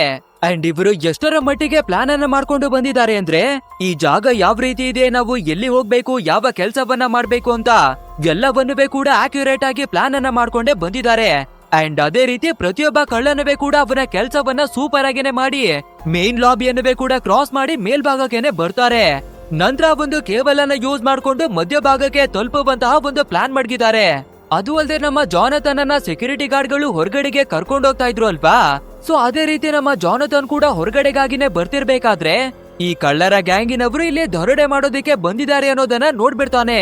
ಅಂಡ್ ಇದೇ ಟೈಮಿಗೆ ಜೆಫ್ರಿ ಕೂಡ ಹೊರಗಡೆಗಾಗಿನೇ ಬರ್ತಾನೆ. ಅಂಡ್ ಇವಾಗ ಎಲ್ಲರ ನಡುವೆ ಒಂದು ಮಾಸ್ ಆಗಿರುವ ಫೈಟ್ ಕೂಡ ಶುರುವಾಗುತ್ತೆ. ಸೊ ಆ ಕಳ್ಳರು ಸಿಚುವೇಶನ್ ಅನ್ನ ನಮ್ಮ ಕಂಟ್ರೋಲಿಗೆನೆ ತಗೋಬೇಕು ಅಂತ ಎಲ್ರಿಗೂ ಗನ್ ಅನ್ನ ತೋರಿಸಿ ಕೆಳಗಡೆ ಮಲ್ಗೋದಿಕ್ಕಾಗಿನೇ ಆರ್ಡರ್ ಕೊಡ್ತಾರೆ. ಆ ನಂತರ ಒಬ್ಬ ಸೆಕ್ಯೂರಿಟಿ ಗಾರ್ಡ್ ಅನ್ನ ಹಿಡ್ಕೊಂಡು ಗನ್ ಪಾಯಿಂಟ್ ಗೆ ತಗೋಬೇಕಾದ್ರೆ ಅದನ್ನ ನೋಡುವ ನಮ್ಮ ಜಾನಥನ್ ಎರ್ರ ಬೇರೆ ಶೂಟ್ ಮಾಡೋದಕ್ಕೆ ಶುರು ಮಾಡ್ಕೊಳ್ತಾನೆ. ಸೊ ಇದೇ ರೀತಿ ಫೈಯರ್ ನಡೀತಿರ್ಬೇಕಾದ್ರೆ ಬೈ ಮಿಸ್ ಆಗಿ ಆ ಸೆಕ್ಯೂರಿಟಿ ಗಾರ್ಡ್ ನ ಕತೆ ಕೂಡ ಮುಗ್ದೋಗುತ್ತೆ. ಇದನ್ನ ನೋಡುವ ನಮ್ಮ ಜಾನಥನ್ ಇನ್ನಷ್ಟು ಕೋಪವನ್ನ ಮಾಡ್ಕೊಂಡು ಡೈರೆಕ್ಟ್ ಆಗಿ ಒಬ್ಬ ಕಳ್ಳನಿಗೆ ಶೂಟ್ ಮಾಡಿ ಅವನ ಕಥೆಯನ್ನ ಮುಗಿಸಿ ಹಾಕ್ತಾನೆ. ಆ ನಂತರ ಮಿಕ್ಕಿರುವ ಕಳ್ಳರನ್ನುವೆ ಮುಗಿಸೋಣ ಅಂತ ನೋಡ್ಬೇಕಾದ್ರೆ ಕೆಳಗಡೆ ಸತ್ತು ಬಿದ್ದಿರುವ ಕಳ್ಳ ಮತ್ತೆ ಮೇಲಕ್ಕಾಗಿನೇ ಎದ್ದು ಅವನು ಕೂಡ ಎರ್ರ ಬೀರಿ ನಮ್ಮ ಜಾನಥನ್ ಕಡೆಗೆ ಶೂಟ್ ಮಾಡೋದಕ್ಕಾಗಿನೇ ನೋಡ್ತಾನೆ. ಅಂಡ್ ಇದನ್ನೆಲ್ಲ ನೋಡಿ ಕನ್ಫ್ಯೂಸ್ ಆಗುವ ನಮ್ಮ ಜಾನಥನ್ ಮೊದ್ಲು ಆ ಜೆಫ್ರಿಯನ್ನ ಸೇಫ್ಟಿ ಆದ ಒಂದು ಜಾಗಕ್ಕೆನೆ ಕಳಿಸ್ಬೇಕು ಅಂತ ಆ ಜೆಫ್ರಿಯನ್ನ ಬೇರೆ ಜಾಗಕ್ಕಾಗಿನೇ ಕರ್ಕೊಂಡು ಬಂದು ಬಿಟ್ಟು ಮತ್ತೆ ಈ ಕಳ್ಳರ ಜೊತೆ ಫೈಟ್ ಮಾಡೋದಕ್ಕಾಗಿನೇ ಬರ್ತಾನೆ. ಬಟ್ ಆದ್ರೂ ಕೂಡ ನಮ್ಮ ಜಾನಥನ್ ಈ ಕಳ್ಳರನ್ನ ಫೇಸ್ ಮಾಡೋದಕ್ಕೆ ಆಗ್ದಿರಾ ಇವನ ಅಸಿಸ್ಟೆಂಟ್ ಅನ್ನ ಕರ್ಕೊಂಡು ಹೊರಗಡೆಗಾಗಿನೇ ಬಂದ್ಬಿಡ್ತಾನೆ. ಸರಿ ಓಕೆ, ನಮ್ಮ ಕೆಲ್ಸ ಇವಾಗ ಇನ್ನಷ್ಟು ಕೂಡ ಈಸಿ ಆಗ್ಬಿಡ್ತು ಅಂತ ಆ ಕಳ್ಳರ ಗ್ಯಾಂಗಿನ ಲೀಡರು ಜೆಫ್ರಿಯನ್ನ ಹುಡಿಕೊಂಡೇ ಬರ್ತಾನೆ. ಅಂಡ್ ಫೈನಲಿ ಆ ಜೆಫ್ರಿಯನ್ನ ಹುಡುಕಿ ನೋಡ್ಬೇಕಾದ್ರೆ ಫೈನಲ್ ಆಗಿ ಉಳ್ದಿರೋದು ಅಂದ್ರೆ ಆ ಜೆಫ್ರಿ ಮತ್ತೆ ಅವನ ಬಾಡಿ ಗಾರ್ಡ್ ಮಾತ್ರನೇ. ಬಟ್ ಆದ್ರೂ ಆ ಜೆಫ್ರಿಯನ್ನ ಕಾಪಾಡೋದಿಕ್ಕೆ ಇನ್ನವೇ ಅವನ ಬಾಡಿ ಗಾರ್ಡ್ ಇದಾನೆ ಅಲ್ವಾ. ಸೊ ಆ ಬಾಡಿ ಗಾರ್ಡು ಅವನ ಹತ್ರ ಇರುವ ಗನ್ ಅನ್ನ ತೆಗೆದು ನಮ್ಮ ಲೀಡರ್ಗೆನೆ ಗನ್ ಅನ್ನ ಪಾಯಿಂಟ್ ಮಾಡಿ ನಿಂತ್ಕೋಬೇಕಾದ್ರೆ ಹಿಂದೆಯಿಂದ ಮತ್ತೊಬ್ಬ ಕಳ್ಳ ಅಲ್ಲಿಗೆ ಎಂಟ್ರಿಯನ್ನ ಕೊಟ್ಟು ಡೈರೆಕ್ಟ್ ಆಗಿ ಆ ಬಾಡಿ ಗಾರ್ಡ್ ಗೆ ಶೂಟ್ ಮಾಡಿ ಅವನ ಕಥೆಯನ್ನ ಮುಗಿಸ್ಬಿಡ್ತಾನೆ. ಅಷ್ಟೇ ಇದನ್ನ ನೋಡುವ ಲೀಡರು ತುಂಬಾನೇ ಕೋಪವನ್ನ ಮಾಡ್ಕೊಂಡು ಲೋ ನೀನ್ ಏನಕ್ಕೂ ಅವರ ಮೇಲೆ ಅಟ್ಯಾಕ್ ಅನ್ನ ಮಾಡ್ದೆ, ನಾನು ಎಷ್ಟು ಸಲ ಹೇಳಿದ್ದೀನಿ ನನ್ನ ರೂಲ್ಸ್ ಗಳನ್ನ ಬ್ರೇಕ್ ಮಾಡಬೇಡಿ ಅಂತ ಬೈತಾನೆ. ಅಂಡ್ ಇದೇ ಟೈಮಿಗೆ ಸರಿಯಾಗಿ ಹಿಂದಗಡೆಯಿಂದ ನಮ್ಮ ಜಾನಥನ್ ಕೂಡ ಎಂಟ್ರಿ ಕೊಟ್ಟು ಆ ಕಳ್ಳನಿಗೆ ಶೂಟ್ ಅನ್ನ ಮಾಡಿ ಆ ಕಳ್ಳರ ಗ್ಯಾಂಗಿನ ಲೀಡರ್ ಅನ್ನವೇ ಕೂಡ ಕಂಟ್ರೋಲಿಗೆನೆ ತಗೋತಾನೆ. ಬಟ್ ಆದ್ರೆ ನಮ್ಮ ಲೀಡರ್ ನ ಜೊತೆ ಇನ್ನವೇ ತುಂಬಾ ಜನರು ಕಳ್ಳರಿದ್ದಾರೆ ಅಲ್ವಾ. ಅವರಲ್ಲಿ ಒಬ್ಬ ಕಳ್ಳ ಒಂದು ಲೇಡಿಯನ್ನ ಹಿಡ್ಕೊಂಡು ಗನ್ ಪಾಯಿಂಟ್ ಗೆನೆ ತಗೋತಾನೆ. ನಮ್ಮ ಲೀಡರ್ ಅನ್ನ ನಮ್ಮ ಹತ್ರ ವಾಪಸ್ಸು ಕಳ್ಸಿಲ್ಲ ಅಂದ್ರೆ ಈ ಲೇಡಿ ಕಥೆಯನ್ನ ಮುಗಿಸ್ತೀನಿ ಅಂತ. ಸೊ ಇವಾಗ ನಮ್ಮ ಜಾನಥನ್ ಹತ್ರ ಕೂಡ ಬೇರೆ ದಾರಿ ಇಲ್ಲ ಅಲ್ವಾ. ಆದ್ರಿಂದ ಈ ಕಳ್ಳರ ಹತ್ರ ಒಂದು ಡೀಲ್ ಅನ್ನ ಮಾಡ್ಕೋತಾನೆ. ಅಂದ್ರೆ ನಿಮ್ಮ ಲೀಡರ್ ಅನ್ನ ನಿಮ್ಮ ಹತ್ರವಾಗಿನೇ ಕಳಿಸ್ತೀನಿ, ಬಟ್ ಆದ್ರೆ ಅದೇ ಟೈಮ್ ನಲ್ಲಿ ಆ ಲೇಡಿಯನ್ನ ನಮ್ಮ ಹತ್ರವಾಗಿ ಕಳಿಸ್ಬೇಕು. ಒಂದ್ ವೇಳೆ ಮೋಸವನ್ನ ಮಾಡಿ ಯಾರಿಗಾದ್ರೂ ಡ್ಯಾಮೇಜ್ ಆದ್ರೆ ಎಲ್ಲರ ಕಥೆಯನ್ನ ಮುಗಿಸ್ತೀನಿ ಅಂತ ಹೇಳ್ಬೇಕಾದ್ರೆ ನಮ್ಮ ಕಳ್ಳರ ಗ್ಯಾಂಗಿನಬ್ರುವೆ ಕೂಡ ಸರಿ ಓಕೆ ಅನ್ನೋದಾಗಿನೇ ಒಪ್ಕೊಂಡು ಆ ಲೇಡಿಯನ್ನ ವಾಪಸ್ ಕಳ್ಸಿ ನಮ್ಮ ಲೀಡರ್ ಅನ್ನುವೆ ಕೂಡ ವಾಪಸ್ ಕರ್ಕೊಂಡು ಸೂಪರ್ ಆಗಿನೇ ಎಲ್ಲಾ ಕಳ್ಳರುವೆ ಆ ಜಾಗದಿಂದಾನೇ ಎಸ್ಕೇಪ್ ಆಗ್ತಾರೆ. ನಂತರ ಪೂರ್ತಿಯಾಗಿ ಪೊಲೀಸ್ನವರ ಸ್ಕ್ವಾಡೇನೆ ಬಂದು ಈ ಜಾಗವನ್ನ ಸೀಲ್ ಮಾಡ್ತಾರೆ. ಆ ನಂತರ ಈ ಕಳ್ಳರು ಯಾರು ಎಲ್ಲಿಂದ ಬಂದ್ರು ಅಂತ ಎನ್ಕ್ವೈರಿಯನ್ನ ಮಾಡೋದಕ್ಕೆ ಶುರು ಮಾಡ್ಕೊಂಡು ಅದೇ ಒಬ್ಬ ಕಳ್ಳನ ಕಥೆಯನ್ನ ಮುಗಿಸಿ ಒಂದು ಬಾಡಿ ಬಿದ್ದಿದೆ ಅಲ್ವಾ, ಆ ಬಾಡಿಯನ್ನ ಚೆಕ್ ಮಾಡಿ ಎಲ್ಲವನ್ನ ತಿಳ್ಕೊಳ್ಳೋದಕ್ಕಾಗಿನೇ ನೋಡ್ತಾರೆ. ಬಟ್ ಆದ್ರೆ ಈ ಕಳ್ಳರು ಎಷ್ಟೊಂದು ಟ್ಯಾಲೆಂಟ್ ಅನ್ನ ಮಡಗಿದ್ದಾರೆ ಅಂದ್ರೆ ಅವರ ಬೆರಳುಗಳಿಂದ ಫಿಂಗರ್ ಪ್ರಿಂಟ್ ಬರಬಾರ್ದು ಆ ರೀತಿಯಾಗಿ ಮಾಡ್ಕೊಂಡಿದ್ದಾರೆ. ಅಷ್ಟೇ ಯಾಕೆ ಇವರನ್ನ ಫೈಂಡ್ ಔಟ್ ಅನ್ನ ಮಾಡಲೇಬಾರ್ದು ಅಂತ ಇವರ ಹಲ್ಲುಗಳು, ಕಣ್ಣಿನ ರೆಪೆಗಳು ಎಲ್ಲವನ್ನವೇ ಕೂಡ ಕಿತ್ತಾಕ್ಬಿಟ್ಟಿದ್ದಾರೆ. ಅಷ್ಟೇ ಇದನ್ನ ನೋಡುವ ನಮ್ಮ ಜಾನಥನ್ ಟೀಮ್ಗಂತುವೆ ಇನ್ನವೇ ತಲೆ ಕೆಟ್ಟೋಗುತ್ತೆ. ನಮ್ಮ ಕಣ್ಮುಂದೆನೆ ದರೋಡೆ ಕೊಳಿಯನ್ನ ಮಾಡ್ತಾ ಇದ್ರುವೆ ಕೂಡ ಅವರನ್ನ ಹಿಡಿಯೋದಿಕ್ಕೆ ಆಗ್ತಿಲ್ವಲ್ಲ ಅಂತ. ಅಂಡ್ ಇದ್ರ ನಡುವೆ ನಮ್ಮ ಬ್ರೈನ್ಗೆ ಒಂದು ಫೋನ್ ಕಾಲ್ ಬರುತ್ತೆ. ಅದೇ ಜಾರ್ಜನ್ ಅನ್ನುವ ಒಂದು ವ್ಯಕ್ತಿಯನ್ನ ಹುಡುಕಿ ಬರ್ತಾ ಇದ್ರು ಅಲ್ವಾ. ಸೊ ಅವನ ಮನೆ ಅಡ್ರೆಸ್ ಸಿಕ್ಬಿಟ್ಟಿದೆ ಅಂತ ಒಬ್ಬ ಅಸಿಸ್ಟೆಂಟ್ ಫೋನ್ ಮಾಡಿ ಹೇಳ್ಬೇಕಾದ್ರೆ ನಮ್ಮ ವೆಲ್ಸ್ ಮತ್ತೆ ಬ್ರೈನ್ ಇಬ್ಬರವೇ ಸೇರ್ಕೊಂಡು ಆ ಲೊಕೇಶನ್ ಗೆನೆ ಬರ್ತಾರೆ. ಅಲ್ಲಿ ಬಂದು ನೋಡ್ಬೇಕಾದ್ರೆ ಜಾರ್ಜನ್ ಇರಲ್ಲ, ಬದಲಾಗಿ ಅವನ ಅತ್ತಿಗೆ ಇರ್ತಾಳೆ. ಅಂದ್ರೆ ಜೇಮ್ಸ್ ಅವನ ವೈಫು ಇದೇ ಮನೆಯಲ್ಲಿ ಬದುಕಿ ಬರ್ತಿರೋದು. ಸೊ ಜಾರ್ಜನ್ ಅವನ ಬಗ್ಗೆ ತುಂಬಾನೇ ಎನ್ಕ್ವೈರಿಯನ್ನ ಮಾಡ್ಬೇಕಾದ್ರೆ ನನ್ನ ಗಂಡ ತೀರೋದ್ಮೇಲೆ ಇವನು ಕೂಡ ಮನೆಯನ್ನ ಬಿಟ್ಟು ಹೋಗ್ಬಿಟ್ಟಿದ್ದಾನೆ. ಬಟ್ ಆದ್ರೆ ಅವಾಗ ಬಂದು ಸ್ವಲ್ಪ ಹಣವನ್ನ ಕೊಟ್ಟು ಹೋಗ್ತಿರ್ತಾನೆ ಅನ್ನೋದಾಗಿನೇ ಹೇಳ್ಕೊತಾಳೆ. ಅಂಡ್ ಇದೇ ಟೈಮ್ ನಲ್ಲಿ ನಮ್ಮ ಬ್ರೈನ್ಗೆ ಅವನ ಅಸಿಸ್ಟೆಂಟ್ ಮತ್ತೆ ಕಾಲ್ ಅನ್ನ ಮಾಡಿ ಸರ್ ನೀವು ಹುಡಿಕೊಂಡೋಗಿರುವ ವ್ಯಕ್ತಿ ಯಾವ್ದೋ ಒಂದು ಹಳೆ ಮನೆಯಲ್ಲಿ ಇದ್ದಾನೆ ಅನ್ನುವ ಇನ್ಫಾರ್ಮೇಶನ್ ಸಿಕ್ಕಿದೆ, ಮೇ ಬಿ ಮಿಕ್ಕಿರುವ ಕಳ್ಳರುವೆ ಕೂಡ ಅದೇ ಜಾಗದಲ್ಲಿರಬಹುದು ಅನ್ನೋದಾಗಿ ಹೇಳ್ಕೊತಾನೆ. ಬಟ್ ಆದ್ರೆ ನಮ್ಮ ಬ್ರೈನು ಈ ವಿಷಯವನ್ನವೇ ಕೂಡ ನಮ್ಮ ವೆಲ್ಸ್ಗೆ ಹೇಳ್ಕೊಳ್ಳಲ್ಲ. ಯಾಕಂದ್ರೆ ನಮ್ಮ ಬ್ರೈನ್ ಅವನ ವೈಫ್ಗೆ ಕ್ಯಾನ್ಸರ್ ಬಂದು ಸಾಯುವ ಸಿಚುವೇಶನ್ ಗೆನೆ ಬಂದ್ಬಿಟ್ಟಿದ್ದಾಳೆ. ಸೊ ಈ ಗವರ್ನಮೆಂಟ್ ಕೊಡುವ ಸ್ಯಾಲರಿಯಿಂದ ಅವಳಿಗೆ ಟ್ರೀಟ್ಮೆಂಟ್ ಅನ್ನ ಕೊಡ್ಸೋದಿಕ್ಕೆ ಆಗ್ತಿಲ್ಲ. ಆದ್ರಿಂದ ಹೇಗಾದ್ರೂ ಮಾಡಿ ಆ ಕಳ್ಳರನ್ನ ಮೊದ್ಲು ನಾವು ಹುಡ್ಕೋಣ. ಆ ನಂತರ ಅವರು ಕದ್ದಿರುವ ಎಲ್ಲಾ ಹಣವನ್ನ ನಮ್ಮ ವಶಕ್ಕೆನೆ ಪಡ್ಕೊಂಡು ನಮ್ಮ ಹೆಂಡತಿಗೆ ಒಳ್ಳೆಯ ಟ್ರೀಟ್ಮೆಂಟ್ ಅನ್ನ ಕೊಡ್ಸೋಣ ಅನ್ನೋದಾಗಿ ಪ್ಲಾನ್ ಅನ್ನ ಮಾಡ್ತಿದ್ದಾನೆ.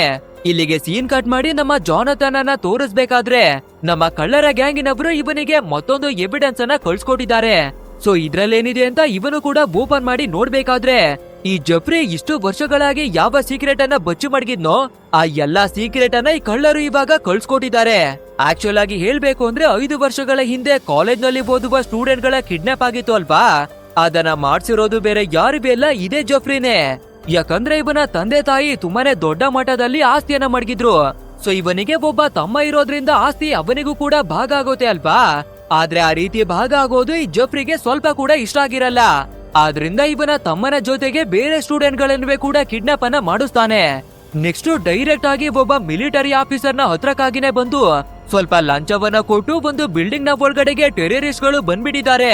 ಸೊ ಅವರ ಕಥೆಯನ್ನ ಮುಗಿಸಿ ನಮ್ಮ ಬಿಲ್ಡಿಂಗ್ ಅನ್ನ ವಾಪಸ್ಸು ನಮ್ಗೆ ಕೊಡಿ ಅನ್ನೋದಾಗಿ ಸುಳ್ಳನ್ನ ಹೇಳಿದಾನೆ. ಸೊ ನಮ್ಮ ಜೇಮ್ಸ್ ಅವನ ಟೀಮ್ಗೆ ಯಾವುದೇ ವಿಷಯಗಳು ಗೊತ್ತಿಲ್ದಿರೋದ್ರಿಂದ ನಿಜವಾಗ್ಲೂ ಟೆರರಿಸ್ಟ್ ಗಳು ಈ ಬಿಲ್ಡಿಂಗ್ ನ ಒಳಗಡೆಗೆ ಬಂದ್ಬಿಟ್ಟಿದ್ದಾರೆ ಅಂತ ತಿಳ್ಕೊಂಡು ಡೈರೆಕ್ಟ್ ಆ ಬಿಲ್ಡಿಂಗ್ ನ ಒಳಗಡೆ ಬಂದು ಅವರ ಕಣ್ಣಿಗೆ ಯಾರ್ಯಾರು ಕಾಣಿಸ್ತಾರೋ ಅವರೆಲ್ಲರ ಕಥೆಯನ್ನ ಮುಗಿಸಿ ಹಾಕ್ತಾರೆ. ನಂತರ ಇವರ ಮಿಷನ್ ಪೂರ್ತಿಯಾಗಿ ಕಂಪ್ಲೀಟ್ ಆದ್ಮೇಲೆ ಇವರಿಗೆ ಗೊತ್ತಾಗಿದೆ ಆಕ್ಚುಲ್ ಆಗಿ ಜಾಗದಲ್ಲಿರೋರು ಯಾವುದೇ ಟೆರರಿಸ್ಟ್ ಅಲ್ಲ, ಯಾರಿವೆ ಅಲ್ಲ, ಬದಲಾಗಿ ಯಾವುದೇ ವೆಪನವೇ ಇಲ್ದೆ ಏನುವೇ ಇಲ್ದೆ ಕಾಲೇಜ್ ನಲ್ಲಿ ಓದ್ತಿರುವಂತಹ ಸ್ಟೂಡೆಂಟ್ ಗಳು ಅನ್ನೋದು. ಅಂಡ್ ಅದು ಅಲ್ಲದೆ ಜೆಫ್ರಿಯ ತಮ್ಮ ಕೂಡ ಈ ಜಾಗದಲ್ಲಿ ತೀರೋಗಿದ್ದಾನೆ ಅಲ್ವಾ. ಸೊ ಈ ಎಲ್ಲಾ ವಿಷಯವನ್ನ ಅರ್ಥ ಮಾಡ್ಕೊಳ್ಳುವ ನಮ್ಮ ಜೇಮ್ಸ್ ಹೈಕಮಾಂಡರ್ಗೆ, ಸರ್ ನೀವು ಯಾವ್ದೋ ತಪ್ಪು ಮಾಹಿತಿಯನ್ನ ಕೊಟ್ಟು ಒಂದು ದೊಡ್ಡ ಕೆಲಸವನ್ನ ಮಾಡಿಸ್ಬಿಟ್ಟಿದ್ದೀರಾ, ನೀವು ಕೊಟ್ಟಿರುವ ಇನ್ಫಾರ್ಮೇಶನ್ ರಾಂಗ್ ಆಗಿದೆ ಅಂತ ಒಂದು ಮೆಸೇಜ್ ಅನ್ನ ಕೊಡ್ಬೇಕಾದ್ರೆ ಇದೇ ಟೈಮಿಗೆ ಸರಿಯಾಗಿ ಮತ್ತೊಂದು ಮಿಲಿಟರಿಯ ಫೋರ್ಸ್ ಈ ಜಾಗಕ್ಕೆನೆ ಬಂದು ನಮ್ಮ ಜೇಮ್ಸ್ ಅವನ ಟೀಮ್ ನ ಮೇಲೆ ಅಟ್ಯಾಕ್ ಅನ್ನ ಮಾಡಿ ಈ ಸೋಲ್ಜರ್ ಗಳ ಕಥೆಯನ್ನ ಮುಗಿಸಿ ಆಗ್ತಾ ಇದೆ. ಅಂದ್ರೆ ಆ ಮತ್ತೊಂದು ಟೀಮ್ ಅನ್ನ ಕಳ್ಸಿರೋದು ಕೂಡ ಈ ಜೆಫ್ರಿನೇ. ಸೊ ನಮ್ಮ ಜೇಮ್ಸ್ ಅವನ ಟೀಮು ಫೈಟಿಗಾಗಿ ರೆಡಿ ಇಲ್ದಿರೋದ್ರಿಂದ ಒಬ್ಬೊಬ್ರಾಗಿನೇ ಎಲ್ಲರಿಗೂ ಕೂಡ ತೀರೋಗ್ಬಿಡ್ತಾರೆ. ನೆಕ್ಸ್ಟ್ ಜೆಫ್ರಿ ಕೂಡ ಯಾವ ರೀತಿ ಪ್ಲಾನ್ ಮಾಡಿದ್ನೋ ಅದೇ ರೀತಿ ಅವನ ತಮ್ಮ ತೀರೋಗಿರೋದ್ರಿಂದ ಇವರ ತಂದೆ ತಾಯಿಯ ಪೂರ್ತಿ ಆಸ್ತಿ ಇವನಿಗೇನೆ ಬರುತ್ತೆ. ಬಟ್ ಆದ್ರೆ ಇವನು ಮಾಡಿರುವ ಕ್ರೈಮು ಹೊರಗಡೆಗಾಗಿ ಬರಬಾರ್ದು ಅಂತ ಇವನು ತುಂಬಾನೇ ಹಣವನ್ನ ಕೊಟ್ಟು 3 ಜನರನ್ನ ಖರೀದಿ ಮಾಡ್ಕೊಂಡಿದ್ದಾನೆ. ಅಂಡ್ ಆ ಖರೀದಿ ಮಾಡ್ಕೊಂಡಿರುವ 3 ಜನರು ಬೇರೆ ಯಾರಿಗೂ ಅಲ್ಲ, ಅದೇ ಮೊದಲನೇದಾಗಿ ಒಬ್ಬ ಬ್ಯಾಂಕ್ ಮ್ಯಾನೇಜರ್ ನ ಕಥೆಯನ್ನ ಮುಗಿಸಿದ್ರು ಅಲ್ವಾ. ನಂತರ ಕಳ್ಳರು ಎರಡನೇದಾಗಿ ಪೊಲಿಟಿಷಿಯನ್ ಲೀಡರ್ ನ ಕಥೆಯನ್ನ ಮುಗಿಸಿದ್ರು ಅಲ್ವಾ. ಸೊ ಇವರು ಬೇರೆ ಯಾರಿಗೂ ಅಲ್ಲ, ಜೆಫ್ರಿಗೆ ಚೇಲ ಕೆಲಸವನ್ನ ಮಾಡ್ಕೊಂಡು ಅವನ ಎಲ್ಲಾ ತಪ್ಪುಗಳನ್ನ ಮುಚ್ಚಾಕಿರುವರು. ಹಾಗಿದ್ರೆ ಇವರ ಬೆನ್ನ ಹಿಂದೆ ಬಿದ್ದು ಇವರ ಕಥೆಯನ್ನ ಮುಗಿಸ್ತಿರೋರು ಯಾರು ಅಂತ ಕೇಳಿದ್ರೆ ಅದೇ ನಮ್ಮ ಜೇಮ್ಸ್ ಅವನ ಟೀಮ್ ನ ಕಥೆಯನ್ನ ಮುಗಿಸೋದಿಕ್ಕೆ ಮತ್ತೊಂದು ಫೋರ್ಸ್ ಅನ್ನ ಕಳ್ಸಿದ್ರು ಅಲ್ವಾ. ಅವರು ಕೂಡ ಮಿಲಿಟರಿ ಅವರೇ ಆಗಿರೋದ್ರಿಂದ ನಮ್ಮ ಕೈಯಿಂದ ನಮ್ಮದೇ ಮಿಲಿಟರಿ ಅವರ ಕಥೆಯನ್ನ ಮುಗಿಸಿ ಹಾಕಿದ್ದಾರೆ ಅಂತ ಕೋಪವನ್ನ ಮಾಡ್ಕೊಂಡು ಈ ಜೆಫ್ರಿಯ ವಿರುದ್ಧ ಸೇಡನ್ನ ತೀರಿಸ್ಕೊಳ್ಳೋದಿಕ್ಕಾಗಿ ಎಲ್ಲಾ ಕೆಲಸವನ್ನ ಮಾಡ್ತಿದ್ದಾರೆ. ಅಂಡ್ ಇದ್ರ ನಡುವೆ ಜೇಮ್ಸ್ ನ ತಮ್ಮನಾಗಿರುವ ರೇಂಜರ್ ಇದ್ದಾನೆ ಅಲ್ವಾ, ಅವನಿಗೂ ಈ ಆರ್ಮಿ ಅವ್ರಿಗೂ ಯಾವ್ದೋ ಒಂದು ಕನೆಕ್ಷನ್ ಇರ್ಲೇಬೇಕು. ಅದು ಅಲ್ಲದೆ ಅವನ ಅತ್ತಿಗೆಗೆ ಅವಾಗ ಹಣವನ್ನುವೇ ಕೂಡ ಕೊಟ್ಟಿ ಬರ್ತಾನೆ. ಹಾಗಿದ್ರೆ ಖಂಡಿತ ಈ ಕಳ್ಳರ ಜೊತೆ ಅವನು ಸೇರ್ಕೊಂಡಿರಬಹುದು ಅಂತ ಅವನ ಮೇಲುವೆ ಕಣ್ಣನ್ನ ಮಾಡುತ್ತಾರೆ. ಇನ್ನೊಂದ್ ಕಡೆಯಲ್ಲಿ ನಮ್ಮ ಬ್ರೇನ್ಗೆ ಆ ರೇಂಜರ್ ಎಲ್ಲಿದ್ದಾನೆ ಅನ್ನೋದು ಗೊತ್ತಾಗ್ಬಿಟ್ಟಿದೆ ಅಲ್ವಾ. ಸೊ ಅದು ಅಲ್ಲದೆ ಅವನು ಕದ್ದಿರುವ ಎಲ್ಲಾ ಹಣವನ್ನ ಅದೇ ಮನೆಯಲ್ಲಿ ಮಡಗಿದ್ದಾನೆ ಅನ್ನೋದುವೇ ಗೊತ್ತಾಗಿದೆ. ಸೊ ಹೇಗಾದ್ರೂ ಮಾಡಿ ಆ ಹಣವನ್ನ ಕದ್ದು ನಮ್ಮ ಹೆಂಡತಿಗೆ ಟ್ರೀಟ್ಮೆಂಟ್ ಅನ್ನ ಕೊಡಿಸ್ಬೇಕು ಅಂತ ಇವನು ಡಿಸೈಡ್ ಆಗ್ತಾನೆ. ಅಂಡ್ ನೋಡ್ತಿದ್ದಾಗೇನೆ ಜೆಫ್ರಿಯ ಎಲ್ಲಾ ಕರ್ಮ ಕಾಂಡಗಳು ಏನ್ರಿ ಮೀಡಿಯಾದವರಿಗೆ ಗೊತ್ತಾಗ್ಬಿಡುತ್ತೆ. ಮೊದ್ಲೇನೆ ನಮ್ಮ ಏನ್ರಿ ಮೀಡಿಯಾದವರು ಚಿಕ್ಕ ವಿಷಯವನ್ನ ದೊಡ್ಡದಾಗಿ ತೋರಿಸ್ತಾರೆ, ಇನ್ನು ಇಂಥ ವಿಷಯಗಳನ್ನ ಬಿಡ್ತಾರಾ ಅಷ್ಟೇ ಜೆಫ್ರಿಯ ಜನ್ಮವನ್ನ ಜಾಲಾಡಿ ಬಿಡ್ತಾರೆ. ನಮ್ಮ ಜೇಮ್ಸ್ ಒಂದು ಗ್ಯಾಂಗ್ ಅನ್ನ ಕಟ್ಟಿ ಚಿಕ್ಕ ಸ್ಟೂಡೆಂಟ್ ಗಳನ್ನ ಕಿಡ್ನಾಪ್ ಮಾಡಿದ ಅಂತ ಒಂದು ನ್ಯೂಸ್ ಸ್ಪ್ರೆಡ್ ಆಗಿತ್ತು ಅಲ್ವಾ. ಇವಾಗ ನಮ್ಮ ಜೇಮ್ಸ್ ಒಳ್ಳೆಯವನು ಆ ರೀತಿ ಕಿಡ್ನಾಪ್ ಅನ್ನ ಮಾಡಿಲ್ಲ ಅಂತ ಎಲ್ಲ ಕೂಡ ಸಾಬೀತಾಗುತ್ತೆ. ಸೊ ಇವಾಗ ನಮ್ಮ ಜಾನಥನ್ಗೂ ಕೂಡ ಎಲ್ಲಾ ಸತ್ಯಗಳಿವೆ ಗೊತ್ತಾಗ್ಬಿಟ್ಟಿದೆ ಅಲ್ವಾ. ಆದ್ರಿಂದ ಪಾಕ ಜೆಫ್ರಿ ನಮ್ಮ ದೇಶವನ್ನೇ ಬಿಟ್ಟು ಎಸ್ಕೇಪ್ ಆಗೋದಿಕ್ಕೆ ನೋಡ್ತಾನೆ. ಸೊ ಅವನ ಹೆಸರಲ್ಲಿ ಯಾವುದೇ ಟಿಕೆಟ್ ಗಳು ಬುಕ್ ಆಗಿದ್ರೆ ಕೂಡ ಎಲ್ಲವನ್ನ ಕ್ಯಾನ್ಸಲ್ ಮಾಡಿ ಅಂತ ನಮ್ಮ ವೆಲ್ಸ್ಗೆ ಒಂದು ಆರ್ಡರ್ ಅನ್ನವೇ ಕೂಡ ಕೊಡ್ತಾನೆ. ನಂತರ ನಮ್ಮ ಜಾನಥನ್ ಡೈರೆಕ್ಟ್ ಆಗಿ ನಮ್ಮ ಜೇಮ್ಸ್ ಅವನ ವೈಫ್ ಕೆಲಸ ಮಾಡುವ ರೆಸ್ಟೋರೆಂಟ್ ಗೆನೆ ಬರ್ತಾನೆ. ಆಕ್ಚುಲ್ ಆಗಿ ಹೇಳ್ಬೇಕು ಅಂದ್ರೆ ನಮ್ಮ ಜಾನಥನ್ಗೆ ಈ ಜೇಮ್ಸ್ ಇನ್ನ ಕೂಡ ಬದುಕಿದಾನೆ ಅನ್ನೋದಾಗಿ ಒಂದು ಡೌಟ್ ಇದೆ. ಸೊ ಅದ್ರ ಬಗ್ಗೆ ಎನ್ಕ್ವೈರಿ ಮಾಡೋದಿಕ್ಕಾಗಿನೇ ಬರ್ತಾನೆ. ಇಲ್ಲಿಗೆ ಸೀನ್ ಕಟ್ ಮಾಡಿ ನಮ್ಮ ಬ್ರೈನ್ ಅವನನ್ನ ತೋರಿಸ್ಬೇಕಾದ್ರೆ ಅದೇ ಕಳ್ಳರು ಕದ್ದಿರುವ ಎಲ್ಲಾ ಹಣವನ್ನ ಕದಿಯೋದಿಕ್ಕಾಗಿ ಪ್ಲಾನ್ ಮಾಡ್ತಾ ಇದ್ದ ಅಲ್ವಾ. ಸೊ ಇವನ ಡಿಪಾರ್ಟ್ಮೆಂಟ್ ಅಲ್ಲಿ ವರ್ಕ್ ಅನ್ನ ಮಾಡುವ ಮತ್ತಿಬ್ಬರ ಹೆಲ್ಪ್ ಅನ್ನ ತಗೊಳ್ಳೋದಿಕ್ಕಾಗಿ ನೋಡಿದಾನೆ. ಬಟ್ ಆದ್ರೆ ಇವಾಗ ನಮ್ಮ ಬ್ರೈನ್ಗೆ ನಾವು ತಪ್ಪನ್ನ ಮಾಡೋದಿಕ್ಕೆ ಹೋಗ್ತಾ ಇದೀವಿ ಅಂತ ರಿಯಲೈಸ್ ಆಗಿದೆ. ಸೊ ಇವನ ಟೀಮ್ ನವರಿಗೆ ಫೋನ್ ಅನ್ನ ಮಾಡಿ ಕೆಲಸ ಮಾಡೋದು ಬೇಡ, ನಾವು ಕೂಡ ಕಳ್ಳರ ಹಾಗೆ ಅವರ ಹಣವನ್ನ ಕದಿಯೋದು ಬೇಡ ಅಂತ ಎಲ್ಲವನ್ನ ಹೇಳ್ಕೋಬೇಕಾದ್ರೆ ಇವನ ಟೀಮ್ ನವರಂತೂ ಇವನ ಮಾತನ್ನ ಕೇಳೋದಿಕ್ಕೆ ರೆಡಿನೇ ಇಲ್ಲ. ನಿನ್ಗೆ ಬೇಕಿದ್ರೆ ನಮ್ಮ ಜೊತೆ ಬಾ, ಇಲ್ಲ ಅಂದ್ರೆ ಬಿಡ್ಬಿಡು, ನಮ್ಗಂತೂ ಹಣ ಬೇಕು, ನಾವು ಕದ್ದೇ ಕದಿತೀವಿ ಅನ್ನೋದಾಗಿ ರೆಡಿ ಆಗಿದ್ದಾರೆ. ಇನ್ನೊಂದ್ ಕಡೆಯಲ್ಲಿ ನಮ್ಮ ಜಾನಥನ್ ಜೇಮ್ಸ್ ಅನ್ನ ಹುಡುಕಿ ಬರ್ತಿದ್ದ ಅಲ್ವಾ. ಸೊ ಫೈನಲಿ ನಮ್ಮ ಜೇಮ್ಸ್ ಬದುಕಿರೋದಾಗಿ ಗೊತ್ತಾಗಿ ಅವನನ್ನು ಕೂಡ ಮೀಟ್ ಆಗ್ತಾನೆ. ನಂತರ ನಮ್ಮ ಜೇಮ್ಸ್ ಅನ್ನ ಎನ್ಕ್ವೈರಿ ಮಾಡೋದಿಕ್ಕಾಗಿ ಕರ್ಕೊಬಂದು ಎಲ್ಲಾ ವಿಷಯಗಳನ್ನ ಕೇಳ್ಕೋಬೇಕಾದ್ರೆ ಇವಾಗ ಜೇಮ್ಸ್ ಕೂಡ ನಿಜವನ್ನ ಹೇಳ್ಕೊತಾನೆ. ಹೌದು, ನಾನು ಕೂಡ ಮಿಲಿಟರಿಯಲ್ಲಿ ವರ್ಕ್ ಅನ್ನ ಮಾಡಿ ಬರ್ತಿದ್ದೆ, ಬಟ್ ಆದ್ರೆ ನಮ್ಮ ಹೈಕಮಾಂಡರು ನಮ್ಗೆ ಆರ್ಡರ್ ಅನ್ನ ಕೊಡ್ಬೇಕಾದ್ರೆ ಟೆರರಿಸ್ಟ್ ಗಳ ಖಾತೆಯನ್ನ ಮುಗಿಸೋದಿಕ್ಕಾಗಿನೇ ಹೋಗಿದ್ವಿ. ಬಟ್ ಆದ್ರೆ ಆಮೇಲೆನೆ ನಮ್ಗೆ ಗೊತ್ತಾಗಿದ್ದು ಅವರು ಟೆರರಿಸ್ಟ್ ಗಳೆಲ್ಲ ಬದಲಾಗಿ ಸ್ಟೂಡೆಂಟ್ ಗಳು ಅಂತ ಅನ್ನೋದಾಗಿ ಜೇಮ್ಸ್ ಎಲ್ಲವನ್ನ ಹೇಳ್ಕೊತಾನೆ. ಇದನ್ನ ಕೇಳುವ ನಮ್ಮ ಜಾನಥನ್ ಹಾಗಿದ್ರೆ ಆ ಜಫ್ರಿಯ ವಿರುದ್ಧ ನೀನು ಸೇಡನ್ನ ತೀರಿಸ್ಕೊಳ್ಳೋದಿಕ್ಕೆ ಕಳ್ಳರ ಗ್ಯಾಂಗಿನ ಲೀಡರ್ ಆಗಿ ಕೆಲ್ಸ ಮಾಡ್ತಿದ್ಯಾ ಅನ್ನೋದಾಗಿ ಕೇಳ್ತಾನೆ. ಬಟ್ ಆದ್ರೆ ಈ ಜೇಮ್ಸು ಆ ಕಳ್ಳರ ಗ್ಯಾಂಗಿಗೆ ನಾನು ಲೀಡರ್ ಅಲ್ಲ ಅನ್ನೋದಾಗಿ ಹೇಳ್ಕೊತಾನೆ. ಇನ್ನೊಂದ್ ಕಡೆಯಲ್ಲಿ ನಮ್ಮ ಬ್ರೈನ್ ಅವನ ಟೀಮು ಕಳ್ಳರು ಕದ್ದಿರುವ ಹಣ ಕದಿಯೋದಿಕ್ಕೆ ಹೋಗಿದ್ರು ಅಲ್ವಾ. ಸೊ ಅದೇ ರೀತಿ ಲೊಕೇಶನ್ ಒಳಗಡೆ ಬಂದು ಕೋಟಿ ಕೋಟಿ ಹಣ ಇರುತ್ತೆ ಅಂತ ನೋಡ್ಬೇಕಾದ್ರೆ ಅಲ್ಲಿ ಇವರ ಕೈಗೆ ಒಂದೇ ಒಂದು ಬಿಡಿಗಾಸು ಕೂಡ ಸಿಗೋದೇ ಇಲ್ಲ. ಸೊ ಇಲ್ಲೇ ಇರ್ಬೇಕಾದ ಕೋಟಿ ಕೋಟಿ ಹಣ ಎಲ್ಲಿಗೆ ಹೋಯ್ತು ಅಂತ ಕನ್ಫ್ಯೂಷನ್ ಆಗ್ಬೇಕಾದ್ರೆ ಇದೇ ಟೈಮಿಗೆ ಪೊಲೀಸ್ನವರ ಟೀಮ್ ಕೂಡ ಅಲ್ಲಿಗೆ ಬರುತ್ತೆ. ಆದ್ರಿಂದ ಇವ್ರು ಕೂಡ ಎಸ್ಕೇಪ್ ಆಗೋದಿಕ್ಕಾಗಿ ನೋಡ್ಬೇಕಾದ್ರೆ ಪೊಲೀಸ್ನವರು ಇವ್ರಿಬ್ರನ್ನುವೆ ಗನ್ ಪಾಯಿಂಟಿಗೆನೆ ತಗೋತಾರೆ. ಆದ್ರೆ ಇವ್ರಿಬ್ರುವೆ ಪೊಲೀಸ್ನವರಿಗೆನೆ ಶೂಟ್ ಮಾಡೋದಿಕ್ಕಾಗಿನೇ ನೋಡ್ತಾ ಇದ್ದಾರೆ.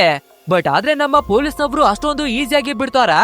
ಡೈರೆಕ್ಟ್ ಆಗಿ ಒಬ್ಬನ ಖಾತೆಯನ್ನೇ ಮುಗಿಸಿ ಹಾಕ್ತಾರೆ. ಇದನ್ನ ನೋಡುವ ಮತ್ತೊಬ್ಬ ವ್ಯಕ್ತಿ ಪೊಲೀಸ್ನವರಿಗೆ ಸರೆಂಡರ್ ಆಗ್ತಾನೆ.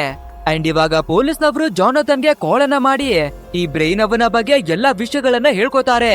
ಆದ್ರಿಂದ ನಮ್ಮ ಜಾನಥನ್ ಆದಷ್ಟು ಬೇಗ ಎಲ್ಲರನ್ನು ಅರೆಸ್ಟ್ ಮಾಡಿ ಅಂತ ಆರ್ಡರ್ ಅನ್ನ ಕೊಡ್ತಾನೆ. ಅಂಡ್ ಇವಾಗ ನಮ್ಮ ಜಾನಥನ್ ಇರುವ ಜಾಗಕ್ಕೆ ಬ್ರೈನ್ ಏನೇ ಬರ್ತಾನೆ. ಸೊ ಇದನ್ನ ನೋಡುವ ನಮ್ಮ ಜಾನಥನ್ ನಿನ್ನ ಎಲ್ಲಾ ತಪ್ಪುಗಳನ್ನ ಒಪ್ಕೊಳ್ಳೋದಿಕ್ಕೆ ನನ್ನ ಹತ್ರ ಬಂದಿ ಅಂತ ಕೇಳ್ಬೇಕಾದ್ರೆ ಇವಾಗ ಈ ಬ್ರೈನ್ ತಲೆ ಕೆಡುವಂತಹ ಒಂದು ದೊಡ್ಡದಾದ ಟ್ವಿಸ್ಟ್ ಅನ್ನ ರಿವೀಲ್ ಮಾಡ್ತಾನೆ. ಆಕ್ಚುಲ್ ಆಗಿ ಇಲ್ಲಿವರೆಗೂ ಎವಿಡೆನ್ಸ್ ಗಳನ್ನ ಕಲೆಕ್ಟ್ ಮಾಡಿರೋದು ನಾನಲ್ಲ, ಬದಲಾಗಿ ನಿಮ್ಮ ಏಜೆಂಟ್ ಆಗಿರುವಂತಹ ವೆಲ್ಸೆ. ನಿಮ್ಮ ವೆಲ್ಸಿಗೆ ಆ ಕಳ್ಳರು ಯಾರು, ಅವರು ಕದ್ದಿರುವ ಹಣ ಎಲ್ಲಿದೆ, ಹಾಗೆ ಈ ಜಫ್ರಿಯ ಹಿಸ್ಟ್ರಿ ಏನು ಅನ್ನೋದು ಎಲ್ಲ ಕೂಡ ಮೊದ್ಲಿಂದಾನೇ ಗೊತ್ತಿದೆ. ಬೇಕಿದ್ರೆ ಅವನ ಬಗ್ಗೆ ಎನ್ಕ್ವೈರಿಯನ್ನ ಮಾಡಿ ನೋಡಿ ಅಂತ ಹೇಳ್ಬೇಕಾದ್ರೆ ನಮ್ಮ ಜಾನಥನ್ಗೆ ಪೂರ್ತಿಯಾಗಿ ಕನ್ಫ್ಯೂಷನ್ ಆಗೋದಿಕ್ಕೆ ಶುರುವಾಗುತ್ತೆ. ಸರಿ ಓಕೆ ಅಂತ ವೆಲ್ಸ್ ಅವನ ಡೀಟೇಲ್ಸ್ ಗಳನ್ನ ತೆಗೆದು ನೋಡ್ಬೇಕಾದ್ರೆ ಈ ವೆಲ್ಸ್ ಮೊದ್ಲು ಆರ್ಮಿಯಲ್ಲಿ ಕೆಲ್ಸವನ್ನ ಮಾಡಿ ಬರ್ತಿದ್ದಾನೆ. ಅಂದ್ರೆ ನಮ್ಮ ಜೇಮ್ಸ್ ಅವನ ಟೀಮ್ ನ ಮೇಲೆ ಅಟ್ಯಾಕ್ ಮಾಡೋದಕ್ಕೆ ಮತ್ತೊಂದು ಫೋರ್ಸ್ ಬಂದಿತ್ತು ಅಲ್ವಾ, ಅದೇ ಫೋರ್ಸ್ ನಲ್ಲಿ ವೆಲ್ಸ್ ಕೂಡ ಇದ್ದಿರ್ತಾನೆ. ಸೊ ಮೇಲ್ನವರಿಂದ ಆರ್ಡರ್ ಅನ್ನ ಕೊಟ್ಟು ನಮ್ಮ ಕೈಯಿಂದಾನೆ ನಮ್ಮ ಮಿಲಿಟರಿ ಅವರ ಖಾತೆಯನ್ನ ಮುಗಿಸಿ ಹಾಕ್ತಾ ಅಂತ. ಸೊ ಈ ಜಫ್ರಿಯ ವಿರುದ್ಧ ಸೇಡನ್ನ ತೀರಿಸ್ಕೊಳ್ಳೋದಿಕ್ಕಾಗಿ ಈ ವೆಲ್ಸ್ ಮಿಲಿಟರಿಯನ್ನ ಬಿಟ್ಟು ಆ ನಂತರ FBI ಗೆನೆ ಜಾಯ್ನ್ ಆಗಿದ್ದಾನೆ. ಅಂದ್ರೆ ಆ ಕಳ್ಳರ ಗ್ಯಾಂಗಿನ ಲೀಡರು ಮಾಸ್ಟರ್ ಮೈಂಡ್ ಬೇರೆ ಯಾರಿವೆ ಅಲ್ಲ, ಈ ವೆಲ್ಸೇನೆ. ಆದ್ರಿಂದ ಆದಷ್ಟು ಬೇಗ ವೆಲ್ಸ್ ಅವರನ್ನ ಅರೆಸ್ಟ್ ಮಾಡೋದಿಕ್ಕಾಗಿನೇ ಆರ್ಡರ್ ಕೊಡ್ತಾನೆ. ಇನ್ನೊಂದ್ ಕಡೆಯಲ್ಲಿ ಸ್ಟಾಕ್ ಬೆಲ್ ಅನ್ನುವ ವ್ಯಕ್ತಿ ಆ ಜಫ್ರಿ ಎಲ್ಲಿದ್ದಾನೆ ಅನ್ನೋದಾಗಿ ಲೊಕೇಶನ್ ಕಂಡಿಡ್ದಿದ್ದಾನೆ. ಸೊ ಇದನ್ನ ತಿಳ್ಕೊಳ್ಳುವ ವೆಲ್ಸು ಹೇಗಾದ್ರೂ ಮಾಡಿ ಸೇಡನ್ನ ತೀರಿಸ್ಕೋಬೇಕು ಅಂತ ಆ ಜಫ್ರಿ ಇರುವ ಲೊಕೇಶನ್ಗೆ ಬಂದು ನೋಡ್ಬೇಕಾದ್ರೆ ಅಷ್ಟು ಹೊತ್ತಿಗೆ ಆ ಜಫ್ರಿ ಎಲ್ಲವನ್ನ ಪ್ಯಾಕ್ ಮಾಡ್ಕೊಂಡು ಹೆಲಿಕಾಪ್ಟರ್ನು ಒತ್ತಿ ಜಾಗದಿಂದಾನೆ ಎಸ್ಕೇಪ್ ಆಗಿ ಓಡೋಗ್ಬಿಟ್ಟಿದ್ದಾನೆ. ಅಷ್ಟೇ ಇದನ್ನ ನೋಡುವ ವೆಲ್ಸ್ಗೆ ತುಂಬಾನೇ ಕೋಪ ಬಂದು ಗನ್ನನ್ನ ತೆಗೆದು ಡೈರೆಕ್ಟ್ ಆಗಿ ಹೆಲಿಕಾಪ್ಟರ್ಗೆನೆ ಶೂಟ್ ಮಾಡ್ತಿರ್ತಾನೆ. ಸೊ ಇದನ್ನ ನೋಡುವ ಸ್ಟಾಕ್ ಬೆಲ್ಲು ನಿನ್ಗೇನಾದ್ರೂ ತಲೆ ಕೆಟ್ಟಿದ್ಯಾ, ಆ ರೀತಿ ಮಾಡಿದ್ರೆ ನೀನು ಜೈಲಿಗೆ ಹೋಗ್ತೀಯ ಅನ್ನೋದಾಗಿ ಹೇಳ್ಬೇಕಾದ್ರೆ ಇವಾಗ ನಮ್ಮ ವೆಲ್ಸ್ ಅವನ ಟೀಮು ಪೂರ್ತಿಯಾಗಿ ಗನ್ನನ್ನ ಹಿಡ್ಕೊಂಡು ಇಲ್ಲಿಗೆ ಬಂದ್ಬಿಡುತ್ತೆ. ಇದನ್ನ ನೋಡುವ ಸ್ಟಾಕ್ ಬೆಲ್ಗೂ ಕೂಡ ಎಲ್ಲನೂ ಅರ್ಥವಾಗ್ಬಿಡುತ್ತೆ. ಅಂದ್ರೆ ನಿಜವಾದ ಕಳ್ಳ, ನಿಜವಾದ ಮಾಸ್ಟರ್ ಮೈಂಡು ಇದನ್ನೆಲ್ಲ ಮಾಡ್ತಾ ಇರೋದು ಬೇರೆ ಯಾರು ಅಲ್ಲ, ವೆಲ್ಸೆ ಅಂತ. ಆದ್ರೂ ಕೂಡ ಈ ವೆಲ್ಸು ನಮ್ಗೆ ಮೋಸವನ್ನ ಮಾಡ್ಬಿಟ್ಟ, ಇವನೇನೆ ದೊಡ್ಡ ಕಳ್ಳ ಅಂತ ತಿಳ್ಕೊಂಡು ಈ ಸ್ಟಾಕ್ ಬೆಲ್ಲು ಎರ್ರ ಬಿರಿಯಾಗಿ ಕಳ್ಳರಿಗೆ ಹೊಡೆಯೋದಕ್ಕಾಗಿ ಶುರು ಮಾಡ್ಕೋತಾನೆ. ಅಂಡ್ ಇದೇ ರೀತಿ ನಮ್ಮ ವೆಲ್ಸ್ಗೂ ಕೂಡ ಚೆನ್ನಾಗಿನೇ ಹೊಡೆದು ಚಟ್ನಿ ಮಾಡ್ಬೇಕಾದ್ರೆ ಹಿಂದೆಯಿಂದ ಒಬ್ಬ ಕಳ್ಳ ಒಂದು ವ್ಯಾಪಾರನ ತಂದು ಇವನ ತಲೆಗೆನೆ ಹೊಡಿತಾನೆ. ಅಂಡ್ ಇದೇ ಟೈಮಿಗೆ ಸರಿಯಾಗಿ ಪೊಲೀಸ್ನವರ ಸ್ಕ್ವಾಡ್ ಕೂಡ ಇಲ್ಲಿಗೆನೆ ಬಂದ್ಬಿಡುತ್ತೆ. ನಂತರ ನಮ್ಮ ಜಾನಥನ್ ಕೂಡ ಸೀದಾ ಟೆರೆಸ್ಗೆ ಬಂದು ನೋಡ್ಬೇಕಾದ್ರೆ ವೆಲ್ಸ್ ಅವರ ಟೀಮ್ ಪೂರ್ತಿಯಾಗಿನೇ ಎಸ್ಕೇಪ್ ಆಗಿ ಓಡೋಗ್ಬಿಟ್ಟಿದ್ದಾರೆ. ಅಂಡ್ ಇಲ್ಲಿ ಇರೋದು ಅಂದ್ರೆ ಡ್ಯಾಮೇಜ್ ಆಗಿ ಬಿದ್ದಿರುವ ನಮ್ಮ ಸ್ಟಾಕ್ ಬೆಲ್ ಮಾತ್ರನೇ. ಅಂಡ್ ಇವಾಗ ನಮ್ಮ ಬ್ರೈನ್ಗೂ ಕೂಡ ಮತ್ತೊಂದು ವಿಷಯ ಫ್ಲಾಶ್ ಆಗುತ್ತೆ. ಅದೇ ಈ ಬ್ರೈನ್ ಇನ್ವೆಸ್ಟಿಗೇಷನ್ ಅನ್ನ ಮಾಡ್ಬೇಕಾದ್ರೆ ವೆಲ್ಸ್ ಕೂಡ ಇವನ ಜೊತೆಯಾಗಿನೇ ಇದ್ದಲ್ವಾ. ಸೊ ಯಾವಾಗ್ಲೂ ಆ ವೆಲ್ಸ್ ಒಂದು ಮ್ಯಾಪ್ ಅನ್ನ ಕ್ಯಾರಿ ಮಾಡ್ತಿದ್ದ. ಅಂಡ್ ಆ ಮ್ಯಾಪ್ ನಲ್ಲಿ ಒಂದು ಜಾಗವನ್ನುವೆ ಕೂಡ ಮಾರ್ಕ್ ಅನ್ನ ಮಾಡಿ ಮಡಗಲಾಗಿತ್ತು. ಸೊ ಖಂಡಿತ ವೆಲ್ಸ್ ಅವರು ಅದೇ ಜಾಗದಲ್ಲಿ ಇರ್ತಾರೆ ಅಂತ ತಿಳ್ಕೊಂಡು ನಮ್ಮ ಬ್ರೈನ್ ಡೈರೆಕ್ಟ್ ಆಗಿ ಆ ಜಾಗಕ್ಕೆನೆ ಬಂದು ತಲುಪ್ತಾನೆ. ಅಂಡ್ ಅಲ್ಲಿ ಬಂದು ನೋಡ್ಬೇಕಾದ್ರೆ ನಮ್ಮ ವೆಲ್ಸ್ ಕೂಡ ಹಣ ತುಂಬಿರುವ ದೊಡ್ಡ ದೊಡ್ಡ ಬ್ಯಾಗ್ ಗಳನ್ನ ಆ ಜಾಗದಿಂದ ಎತ್ತಿ ಕಾರಿನ ಒಳಗಡೆಗೆ ಎಲ್ಲವನ್ನ ಪ್ಯಾಕ್ ಮಾಡ್ತಿರ್ತಾನೆ. ಅಂಡ್ ಇವಾಗ ಬ್ರೈನ್ ಕೂಡ ಇದೇ ಜಾಗಕ್ಕೆ ಬರ್ಬೇಕಾದ್ರೆ ಇದನ್ನ ನೋಡುವ ನಮ್ಮ ವೆಲ್ಸ್ ತುಂಬಾನೇ ಕೋಪವನ್ನ ಮಾಡ್ಕೊಂಡು ಈ ಜಾಗದಿಂದ ಹೊರಟೋಗ್ಬಿಡು ಅನ್ನೋದಾಗಿ ಬೆದರಿಸ್ತಾನೆ. ಬಟ್ ಆದ್ರೆ ನಮ್ಮ ಬ್ರೈನು ಆ ಜಾಗದಿಂದ ಹೋಗೋದಿಕ್ಕೆ ರೆಡಿನೇ ಇಲ್ಲ. ಸೊ ಸ್ವಲ್ಪ ಕೂಡ ಯೋಚನೆ ಮಾಡ್ದಿರ ನಮ್ಮ ವೆಲ್ಸು ಗನ್ನನ್ನ ತೆಗೆದು ಡೈರೆಕ್ಟ್ ಆಗಿ ನಮ್ಮ ಬ್ರೈನ್ಗೆ ಶೂಟ್ ಅನ್ನೇ ಮಾಡಿ ಬಿಸಾಕ್ತಾನೆ. ನಂತರ ಪೊಲೀಸ್ ಅವರ ಸ್ಕ್ವಾಡಿಗೆ ಕಾಲ್ ಅನ್ನ ಮಾಡಿ ನಿಮ್ಮ ಬ್ರೈನ್ ಅವನನ್ನ ಈ ಜಾಗದಿಂದ ಕರ್ಕೊಂಡೋಗಿ ಹಾಸ್ಪಿಟಲ್ಗೆ ಸೇರಿಸಿ ಅನ್ನೋದಾಗಿ ಹೇಳಿ ಎಲ್ಲಾ ದುಡ್ಡನ್ನ ಪ್ಯಾಕ್ ಮಾಡ್ಕೊಂಡು ಆ ಜಾಗದಿಂದಾನೇ ಎಸ್ಕೇಪ್ ಆಗ್ತಾನೆ. ನೆಕ್ಸ್ಟ್ ಕೆಲವು ತಿಂಗಳುಗಳ ನಂತರ ನಮ್ಮ ಜಾನಥನ್ಗೆ ಆ ಜೆಫ್ರಿ ಮೆಕ್ಸಿಕಾದಲ್ಲಿದ್ದಾನೆ ಅನ್ನುವ ವಿಷಯ ಗೊತ್ತಾಗುತ್ತೆ. ಹಾಗಿದ್ರೆ ಸೇಡನ್ನ ತೀರಿಸ್ಕೊಳ್ಳೋದಿಕ್ಕೆ ವೆಲ್ಸ್ ಕೂಡ ಅಲ್ಲಿಗೆನೆ ಹೋಗಿರ್ತಾನೆ ಅಂತ ನಮ್ಮ ವೆಲ್ಸು ಮತ್ತೆ ಜೆಫ್ರಿ ಇಬ್ಬರನ್ನುವೆ ಹೂಡಿಕೊಂಡು ಜಾನಥನ್ ಮೆಕ್ಸಿಕೋಗೆನೆ ಬರ್ತಾನೆ. ಅಂಡ್ ಅದೇ ರೀತಿ ಡೈರೆಕ್ಟ್ ಆಗಿ ನಮ್ಮ ವೆಲ್ಸ್ ಅವನನ್ನ ಬಂದು ಭೇಟಿ ಮಾಡ್ಬೇಕಾದ್ರೆ ನಮ್ಮ ಜಾನಥನ್ಗೆ ವೆಲ್ಸ್ ಅನ್ನ ನೋಡಿ ಸ್ವಲ್ಪ ದಯೆ ಅನ್ನೋದುವೆ ಕೂಡ ಬರ್ತಾ ಇದೆ. ಸೊ ನಮ್ಮ ವೇಲ್ಸ್ ಕೂಡ ನಡೆದಿರುವ ಎಲ್ಲ ನಿಜವನ್ನ ಹೇಳ್ಕೊತಾನೆ. ನಿಮ್ಗೆ ಗೊತ್ತಿರೋ ಹಾಗೆ ನಾನು ಕೂಡ ಮಿಲಿಟರಿಯಲ್ಲಿ ವರ್ಕನೆ ಮಾಡ್ತಿದ್ದೆ. ಬಟ್ ಆದ್ರೆ ಈ ಜೆಫ್ರಿ ಹಣದ ಅಹಂಕಾರದಿಂದ ಇವನಿಗೆ ಬೇಕಾದಾಗೆ ನಮ್ಮನ್ನ ಬಳಸ್ಕೊಂಡಿದ್ದಾನೆ. ನಮ್ಮ ಮಿಲಿಟರಿ ತಂಡದವರು ಯಾವುದೇ ತಪ್ಪನ್ನು ಕೂಡ ಮಾಡಿಲ್ಲ ಅಂದ್ರುವೆ ಅವರ ಮೇಲೆ ಅಟ್ಯಾಕ್ ಅನ್ನ ಮಾಡಿ ಅವರ ಕಥೆಯನ್ನ ಮುಗಿಸೋದಿಕ್ಕಾಗಿ ನಮ್ಮನ್ನ ಕಳ್ಸಿದ್ದಾರೆ. ನಮ್ಗೆ ಆ ವಿಷಯ ಗೊತ್ತಿದ್ರವೆ ಕೂಡ ನಮ್ ಕೈಲಿ ಬೇರೆ ಏನನ್ನೇ ಮಾಡೋದಿಕ್ಕೆ ಆಗಿಲ್ಲ. ಕೇವಲ ನಾವು ಬಾಯನ್ನ ಮುಚ್ಕೊಂಡು ನಮ್ಮ ಹೈಕಮಾಂಡರ್ ಕೊಡುವ ಆರ್ಡರ್ ಅನ್ನ ಫಾಲೋ ಮಾಡ್ಬೇಕು ಅಷ್ಟೇ. ಅಂಡ್ ಅವತ್ತು ಮಾಸ್ ಆಗಿರುವ ಪಯ್ಯರು ನಡಿಬೇಕಾದ್ರೆ ಕೊನೆಯಲ್ಲಿ ಜೇಮ್ಸ್ ಕೂಡ ಬದುಕಿದ್ದ. ಬಟ್ ಆದ್ರೆ ಆ ವ್ಯಕ್ತಿ ಬದುಕಿದ್ದು ತಾನೇ ಏನನ್ನ ಸಾಧಿಸ್ತ. ಯಾವ ವ್ಯಕ್ತಿ ತನ್ನ ದೇಶಕ್ಕೋಸ್ಕರ ಪ್ರಾಣ ಕೊಡೋದಕ್ಕೂ ರೆಡಿಯಾಗಿದ್ನೋ ಇವತ್ತು ಅದೇ ದೇಶದವರು ಅವನನ್ನ ಕೆಟ್ಟವನನ್ನಾಗಿ ನೋಡ್ತಾ ಇದ್ದಾರೆ. ಅವನು ಅವನದೇ ದೇಶದಲ್ಲಿ ಬಚ್ಚಿಟ್ಕೊಂಡು ಬದುಕುವಂತಹ ಪರಿಸ್ಥಿತಿ ಬಂದಿದೆ. ಸೊ ಇದೇ ಕಾರಣಕ್ಕೆ ಜೆಫ್ರಿಯ ವಿರುದ್ಧ ಸೇಡನ್ನ ತೀರಿಸ್ಕೊಳ್ಳೋದಿಕ್ಕಾಗಿ ನೋಡ್ತಾ ಇದೀವಿ. ನಮ್ಮವರನ್ನ ನಮ್ಮ ಕೈಯಾರೆ ನಾವು ಕೊಳ್ಬೇಕಾದ್ರೆ ನಮ್ಮ ಪರಿಸ್ಥಿತಿ ಹೇಗಿತ್ತು ಗೊತ್ತಾ? ಅವತ್ತಿನಿಂದ ಇವತ್ತಿನವರೆಗೂ ನಮಗೆ ನೆಮ್ಮದಿಯಾದ ನಿದ್ರೆ ಬರ್ತಾನೆ ಇಲ್ಲ. ಸೊ ನಾವು ಆ ಜೆಫ್ರಿಯ ಕಥೆಯನ್ನ ಮುಗಿಸ್ಲೇಬೇಕು ಅನ್ನೋದಾಗಿ ಹೇಳ್ಕೋಬೇಕಾದ್ರೆ ಸೊ ಇವಾಗ ಇದೇ ವಿಷಯವನ್ನ ಇಟ್ಕೊಂಡು ಇಬ್ರು ಕೂಡ ವಾದವನ್ನ ಮಾಡ್ತಾರೆ. ಇವಾಗ ತಪ್ಪನ್ನ ಮಾಡಿರುವ ಜೆಫ್ರಿಯ ಕಥೆಯನ್ನ ಮುಗಿಸ್ಬೇಕಾ ಬೇಡ್ವಾ ಅನ್ನೋದಾಗಿ. ಆ ನಂತರ ನಮ್ಮ ಜಾನಥನ್ ಫೈನಲ್ ಆಗಿ, ನೋಡು ಒಂದು ಸಲ ನಿನ್ನನ್ನ ನಂಬಿ ನಾನು ಮೋಸ ಹೋಗಿದ್ದೀನಿ ಅಂಡ್ ಇವಾಗ ಮತ್ತೊಮ್ಮೆ ನಿನ್ನನ್ನ ನಂಬ್ತಾ ಇದ್ದೀನಿ. ಈ ಬಾರಿ ನನ್ಗೆ ಮೋಸವನ್ನ ಮಾಡ್ಬೇಡ ಅನ್ನೋದಾಗಿ ನಮ್ಮ ವೆಲ್ಸ್ಗೆ ಒಂದು ಮಾತನ್ನ ಹೇಳಿ ಆ ಜಾಗದಿಂದಾನೇ ಎದ್ದು ಡೈರೆಕ್ಟ್ ಆಗಿ ಜೆಫ್ರಿಯ ಹತ್ರಕ್ಕಾಗಿನೇ ಬರ್ತಾನೆ. ನಮ್ಮ ಪೊಲೀಸ್ಗಳನ್ನ ನೋಡಿ ಜೆಫ್ರಿ ಹೆದರ್ಕೋತಾನೆ ಅಂತ ನಾವು ತಿಳ್ಕೊಂಡ್ರೆ ಇವನು ಇಷ್ಟೊಂದು ಇಲ್ಲಿಗಲ್ ಅನ್ನ ಮಾಡಿದ್ರೆ ಕೂಡ ನಗಾಡ್ಕೊಂಡು ಕುಳ್ತಿದ್ದಾನೆ. ಬಟ್ ಆದ್ರೆ ಈ ಜೆಫ್ರಿಯ ಕಥೆ ಏನಾಗುತ್ತೆ ಅಂತ ನಮ್ಮ ಜಾನಥನ್ಗೆ ಗೊತ್ತಿದೆ ಅಲ್ವಾ? ಸೊ ನಮ್ಮ ಜಾನಥನ್ವೇ ಕೂಡ ಸೈಲೆಂಟ್ ಆಗಿನೇ ಕುಳ್ತಿದ್ದಾನೆ. ಅಂಡ್ ಇವಾಗ ಈ ಜೆಫ್ರಿ ನಮ್ಮ ಜಾನಥನ್ ಹತ್ರವಾಗಿ ನನ್ಗೇನಾದ್ರೂ ಸ್ವಲ್ಪ ಡ್ಯಾಮೇಜ್ ಆದ್ರೂ ಕೂಡ ನಿಮ್ಮ ಕತೆ ಎಗ್ರೋಗುತ್ತೆ ಅನ್ನೋದಾಗಿ ಹೇಳ್ತಾನೆ. ಈ ಮಾತನ್ನ ಕೇಳ್ತಿದಾಗೆ ನಮ್ಮ ಜಾನಥನ್ ಒಂದು ಚಾಕವನ್ನ ತೆಗೆದು ಡೈರೆಕ್ಟ್ ಆಗಿ ಜೆಫ್ರಿ ಅವನ ಹೊಟ್ಟೆಗೆನೆ ಚುಚ್ಚಿ ಮಾಡುತ್ತಾನೆ. ಅಷ್ಟೇ ಇದನ್ನ ನೋಡುವ ಸುತ್ತಮುತ್ತ ಇರುವ ಜನಗಳು ಹೆದರ್ಕೊಂಡು ಓಡೋದಿಕ್ಕೆ ಶುರು ಮಾಡ್ತಾರೆ. ಈ ರೀತಿ ಜೆಫ್ರಿಯ ಮೇಲೆ ಅಟ್ಯಾಕ್ ಅನ್ನ ಮಾಡ್ಬೇಕಾದ್ರೆ ಅವನ ಒಬ್ಬ ಬಾಡಿ ಗಾರ್ಡು ಗನ್ನನ್ನ ತೆಗೆದು ನಮ್ಮ ಜಾನಥನ್ ಅವನಿಗೆ ಶೂಟ್ ಮಾಡೋದಿಕ್ಕೆ ನೋಡ್ಬೇಕಾದ್ರೆ ದೂರದಲ್ಲಿರುವ ನಮ್ಮ ವೆಲ್ಸ್ ಕೂಡ ಅವನ ಗನ್ನನ್ನ ತೆಗೆದು ಈ ಬಾಡಿ ಗಾರ್ಡ್ ನ ಕಥೆಯನ್ನ ಮುಗಿಸ್ತಾನೆ. ಇದನ್ನ ನೋಡ್ತಿದಾಗೆ ನಮ್ಮ ಜಾನಥನ್ ಅವನ ಗನ್ನನ್ನ ತೆಗೆದು ಡೈರೆಕ್ಟ್ ಆಗಿ ನಮ್ಮ ವೆಲ್ಸ್ಗೆ ಶೂಟ್ ಮಾಡೋದಿಕ್ಕೆ ಪಾಯಿಂಟ್ ಮಾಡ್ತಾನೆ.